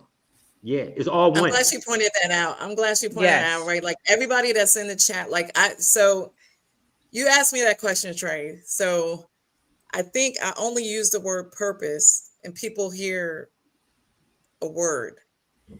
the weight of the word when I say it is so large. It's the burden of the word. It's a good burden. It's so large that when people like you say yes to me, and then I'm surprised, I'm surprised at what God does. Like the manifestation, the fullness of what he does when you're operating in purpose. So when people like you say yes, but then this is crazy because you say, well, I was already reaching for you. And people hear when the student is ready, the teacher will show up, or the teacher was already there. The student had to get in place and understand the assignment. So yeah, how did I feel? In awe. I felt in awe, not of you, of your person, but the assignment. The assignment. Like the abundance, like wow. And for me, it is not just about me. It's everybody who's with me that's coming to you, and then more, and then we're pushing you, and then you're taking us. It's large. It's a lot. And that's why, I guess I may be talking, but I'm a little quiet, more quiet than normal, because it's a lot. And while people are grabbing for you, I know you got me. Like, I already know you got me. Like, I already know. Because if this happened, it just didn't happen for live. It happened for some lives. Okay, so I'm gonna leave that right there. Yeah. And that's why because when I said it, I say, let me show her the email with the actual date, so that way you can know. Because you could just think, not saying you think that, but I said, if I show you the email with the date, I was like, I already was reaching for you. You just ain't know it yet. You know what I'm saying? Yes. Like, so when you showed up, I was like, here she go. You know what I mean? Your name was already on the board. You just didn't know it was on the board. That's why I asked the girl, like, yo, what's the name of I saw you in the comment section. I need you to take the screenshot you sent me, because like, I want to know the girl too. Like, who is the girl that was the great connector? The great connector, right? Like that's my mind is blown, because she had to be in place in order to do the thing, in order to bring us. So that's a part of like sovereignty. All those things have to be in place in order to make this thing happen. And everybody in the chat is like witnessing it, like they're witnessing it, like greatness, like that's crazy. But you know what else too, guys? She is crying. I'm sorry. Like, she feels the weight of it. Like, it's crazy. Like, yeah. And you know what, guys? It's that thing of you're thinking about someone and they message you or they call you or something, right? Like, everyone's had those experiences. No, it's not scientifically proven or anything like that, like beyond science, but the same kind of thing, right? And that's why I remember when I wrote down, I said, maybe I said, somebody may argue with me when I believe in law of attraction and manifestation and all stuff. I'm writing down that I can control X, Y, and Z. Now, I want to say this little caveat about God, because sometimes that's the battle when I'm using the word universe and God. I believe that I was talented enough where I could have had. I thought I'd be a tech 100 million at 24. You know what I'm saying? Like, that's if you would ask me at 18, I was like, man, I'll be worth $200 million by the time I'm 25. 25, I was broke. At 30, I was bankrupt. You see what I mean? But I look back and say, I wasn't ready. I would have self-destructed. There's no way God was protecting me from me. Although I was talented enough, my vices was too strong. You know what I mean? Because I can perform under all the vices. And when you can perform under all the vices, you ain't disciplined enough, right? So it's the most dangerous person, because the person that can perform through his vices is the most dangerous person, because it ain't no limit, because the vices don't hinder him. You know what I mean? To what the average person to get hindered with. So somebody can be hungover and perform great. You know what I mean? Somebody can be hungover and they are hungover, when they perform it. But the person that's hungover and perform great, ain't nobody got nothing to say about him. He gonna have to go all the way off the cliff. You know what I mean? I'm just using that. I'm not an alcoholic, but I'm just using it as a metaphor. You would have to go all the way off the cliff. By the time you go all the way off the cliff, can't nobody catch you, because you're too far going off the cliff, because you were so functional at climbing the mountain. So I'll look at that and say I wasn't ready yet. I always look at it like God had to sit me down. I was talented enough. I was always talented enough. I said, because I was a child prodigy, quote unquote. I said, but I wasn't ready yet. I would have destroyed myself because I ain't had no control. I ain't really have a lot of self-control. And me working somebody would say that's self-control, but I'm talking about this. I guess I ain't gonna say self-control. I didn't have awareness. I didn't have enough awareness to guide myself in the proper way. Now I got the aware. I feel like I'm aware. I got the awareness. So I be thanking God. Like, I'm glad you didn't give it to me when I was 25, because I would have self-destructed. So before we go, you said that, so the business side of you, a lot of people don't know. I mean, I don't know if they know, but I've, tapped in a long time ago. And when I saw how you were coaching, I was seeing, because you don't flaunt, from what this is my opinion, you don't flaunt your revenue. You don't flaunt your greatness, in my opinion. But when you shared your revenue, when you shared your coaching, how you coach, I saw it on something. I know I wasn't dreaming. I saw monetary stuff.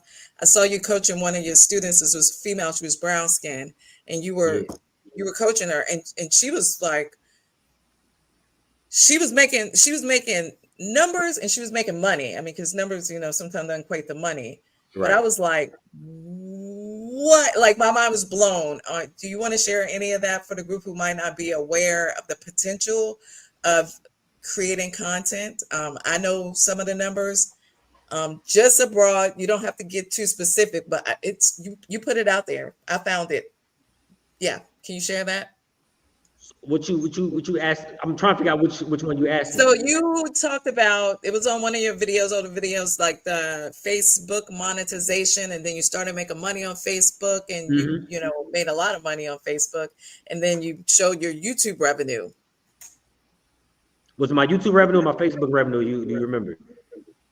I'm only confused. I saw both on different. I think it was different videos, and it was a while ago. It was like months ago. Yeah. So, what you want me to share? Just share.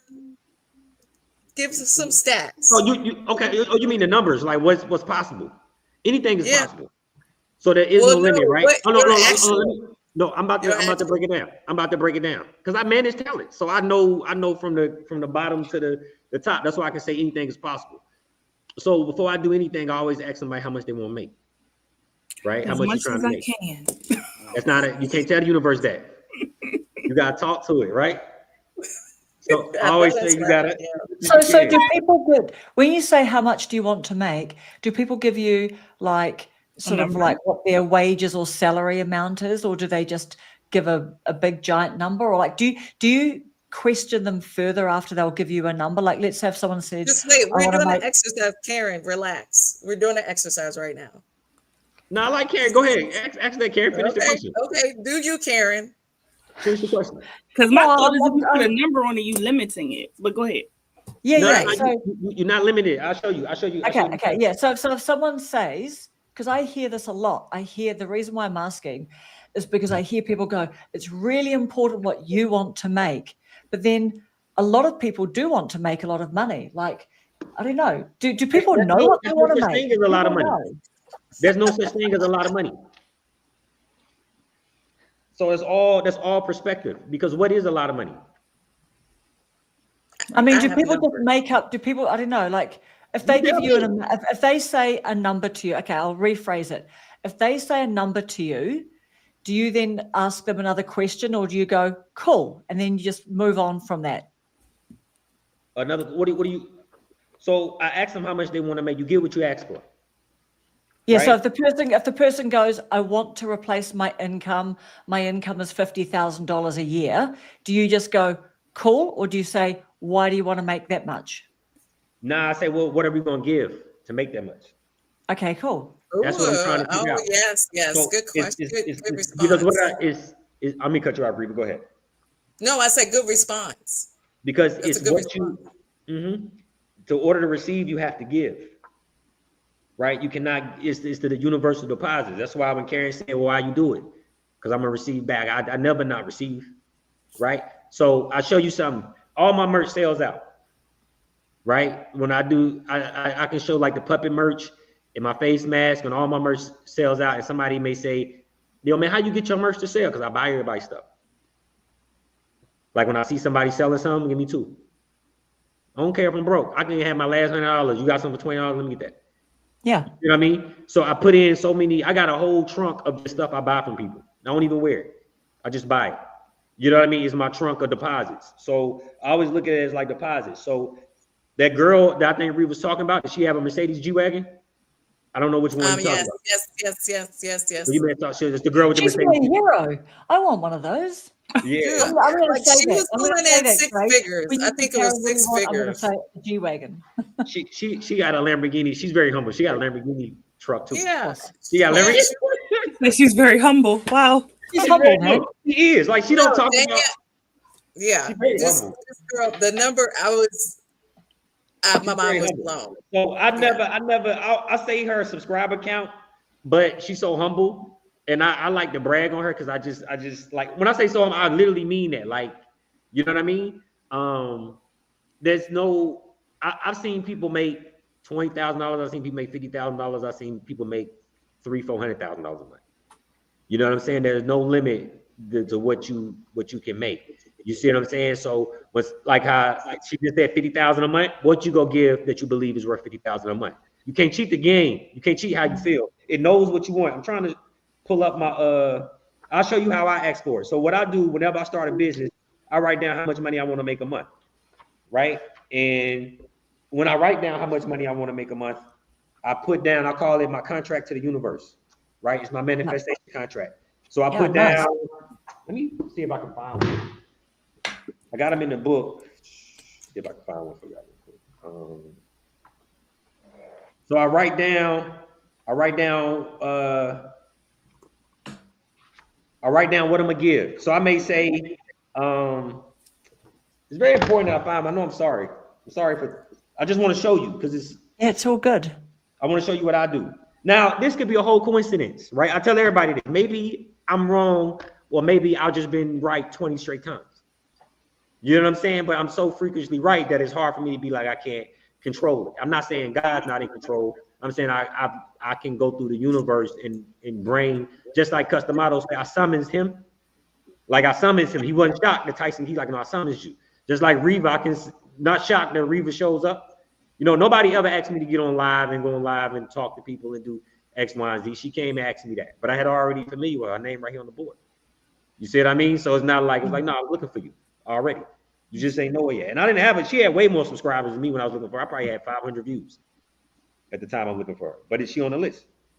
So it's not shocking to me because I've done it so many times. It's like every time I go through the stages, that everything comes to me, just as it's magnetic. So I'm trying to show you what I do, what I write out. And that is another takeaway today for all of us, the write it down. You know what I mean? Like everyone says it, write it down. Yeah, you gotta write it. I don't know why people don't write it. It's always confusing to me when they don't. It's too simple. It's too simple to do. They probably don't really actually believe it's worth the effort. I think so. So when I'm telling them, I'm like, did you write it? Did you write it down? And I'm like, it's free and it's too simple, right? Yeah.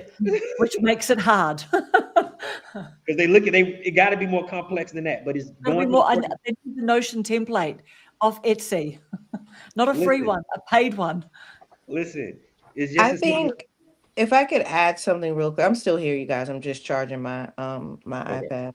But if I could add, I think that things come to fruition when you write down things, because you're really being genuinely honest with yourself and the people that you want to help.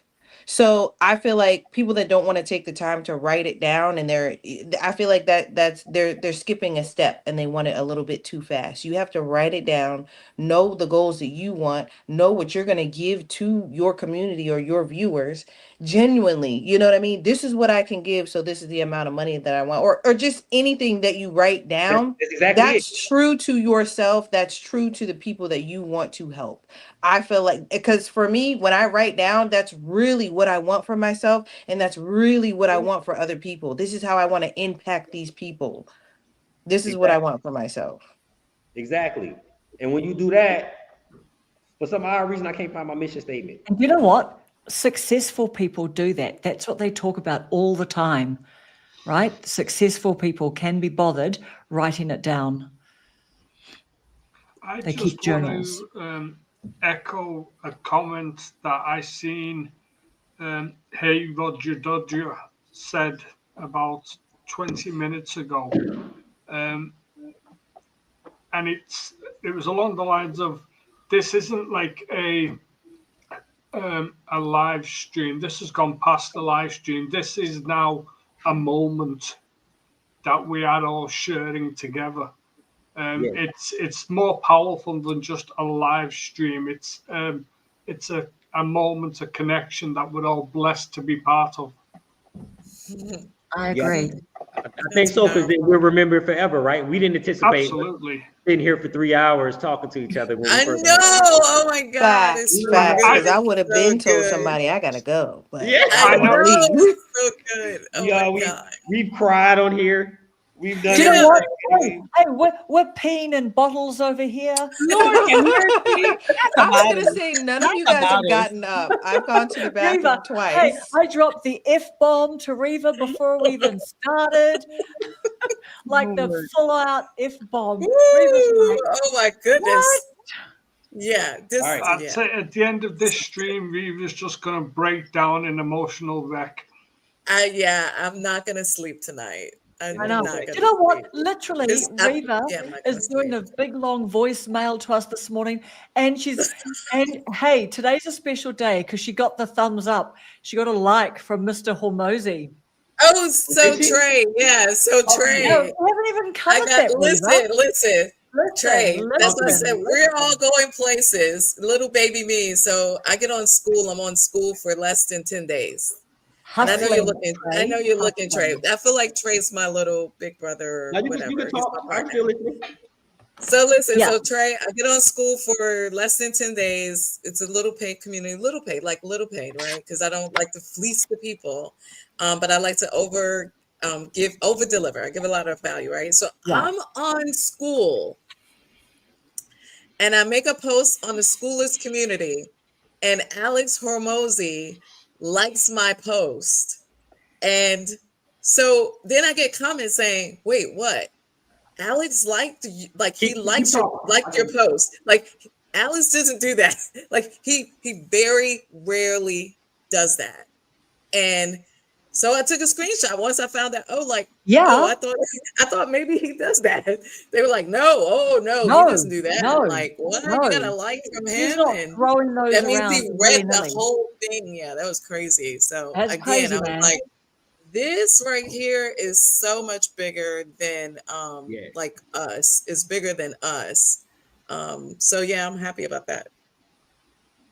Okay. Yeah, but that's where I am now. Crazy. Like he just been like crazy amount of numbers this last week. Alex Hormozy is like, they have 171 million people on Schoolers, and he's on Schoolers, and he has half ownership of Schoolers, and he saw my post and comment, like he liked it. I was spitting numbers, right? Like I was like, this is what I'm doing, and this is what I believe in. Here's my goal. Like, boom, I've been on here. Yeah. That goes back to the original question of how much can you make? There's no limit. What's perspective? See, if I tell you $50,000, Alex will tell you that's not enough money. Oh yeah, right? If somebody said 50,000, if he made 50,000 a month, he's like, that's not enough money, right? So it's all perspective. That's why I say there's no limit. Like if you say, what if somebody asks for 5,000, they can get 5,000. Somebody asks. So I found my mission statement, right? So this is what I write out. Oh wow. I write it all out. This is before I start anything. So before I start a business, I'll write down what I'm gonna give. So I put right here, by December 21st, 2025, I will make at least 20K a month from the internet using my Learn with Trey business. YouTube, brand deals, digital products, cohorts, one-on-one sessions, and anything else that develops will help me reach these goals. Hold on. Keep in mind, I said, because this is for you, Danielle, I said at least. Yes. At least. Okay. It's very important is the at least part, right? Because I'm not limiting myself. I could make. Oh my God, that's what I write too. I always write at least. That's why I was like, I don't want to give a number and limited. So that's the caveat there. Okay. That's the caveat, at least, right? For this amount, I will give. And when I say for this amount, I will give, I put at least 2 YouTube videos a month, 1 cohort every 4 months, and at least 2 digital products / courses, right? Okay. Then hold on, because people get scared when I start talking about the universe and all that, right? They be like, you taking it out of God's hands, right? It's okay, but I just want to do this for them. Then I put, thank you, God, for the fortitude and determination to take on these tasks. Bless me with the vision and strength to conquer any obstacles that may come between me and these goals. And I misspelled may, I put M-Y, my, but that may come between me and these goals. And I sign it and I put Trayvon. I'm texting you right now. I love that, Trey. Absolutely. You know what? This just is a confirmation that I'm doing the right thing too over so here, because I write. And you see the dates and all that. So I know going into it what time it is. You see what I'm saying? Now I can stop in the middle. Like I probably could have made the 20K this month. You know, if I would say, you know what, I'm gonna take on 30 people on the cohort, times that by something, I'm over the 20K mark, right? But I'm like, nah, I won't confuse the universe. So any moment you can stop and pivot. Don't think because I wrote this down, I gotta follow through with everything on here. I can stop at any moment and say, you know what, how much time am I giving? At this moment, then to learn with Trey may overtake me being what I'm supposed to be. And we can't have that. So then I say, let me dial it back a little bit. I don't have to stay in the, you can pivot if you want to pivot. You're not locked in anything. So just to show you that is that is real. Yep, and we've got Danny J saying, writing my mission statement right now. Yeah. I'm going to write mine tomorrow morning when I do Coffee with Christ consciousness. I'm so writing it down. Yeah, so that's kind of how I do everything, and then it just works. Peter, yes. What wisdom do you have for us? Peter is my pusher. So I'm just letting you know that. Trey in the chat. Peter, I know it sounds crazy. Peter is my pusher. I started a whole community because of encouragers. People said, hey, we want you to do this. We believe in you. It took two people with the name, with the letters starts with, their name starts with P, Pernia and Peter. And I did it. And they pushed me. And I believe we're going great places. So Peter, I believe in you. What do you have for us? My words of wisdom would be that whatever it is that you want to do, to have something that you've never had, you have to do something that you've never done. And I believe that is exactly what Trey is talking about, is if you've never written a mission statement, if you've never manifested something before and you want to have something, you need to do something that you've never done to have something that you've never had. Wow. Yeah. Wow. Well,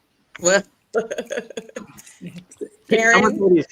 Okay, right. I wanted to come in on what Peter said a little bit, just a split second. Okay. Yep.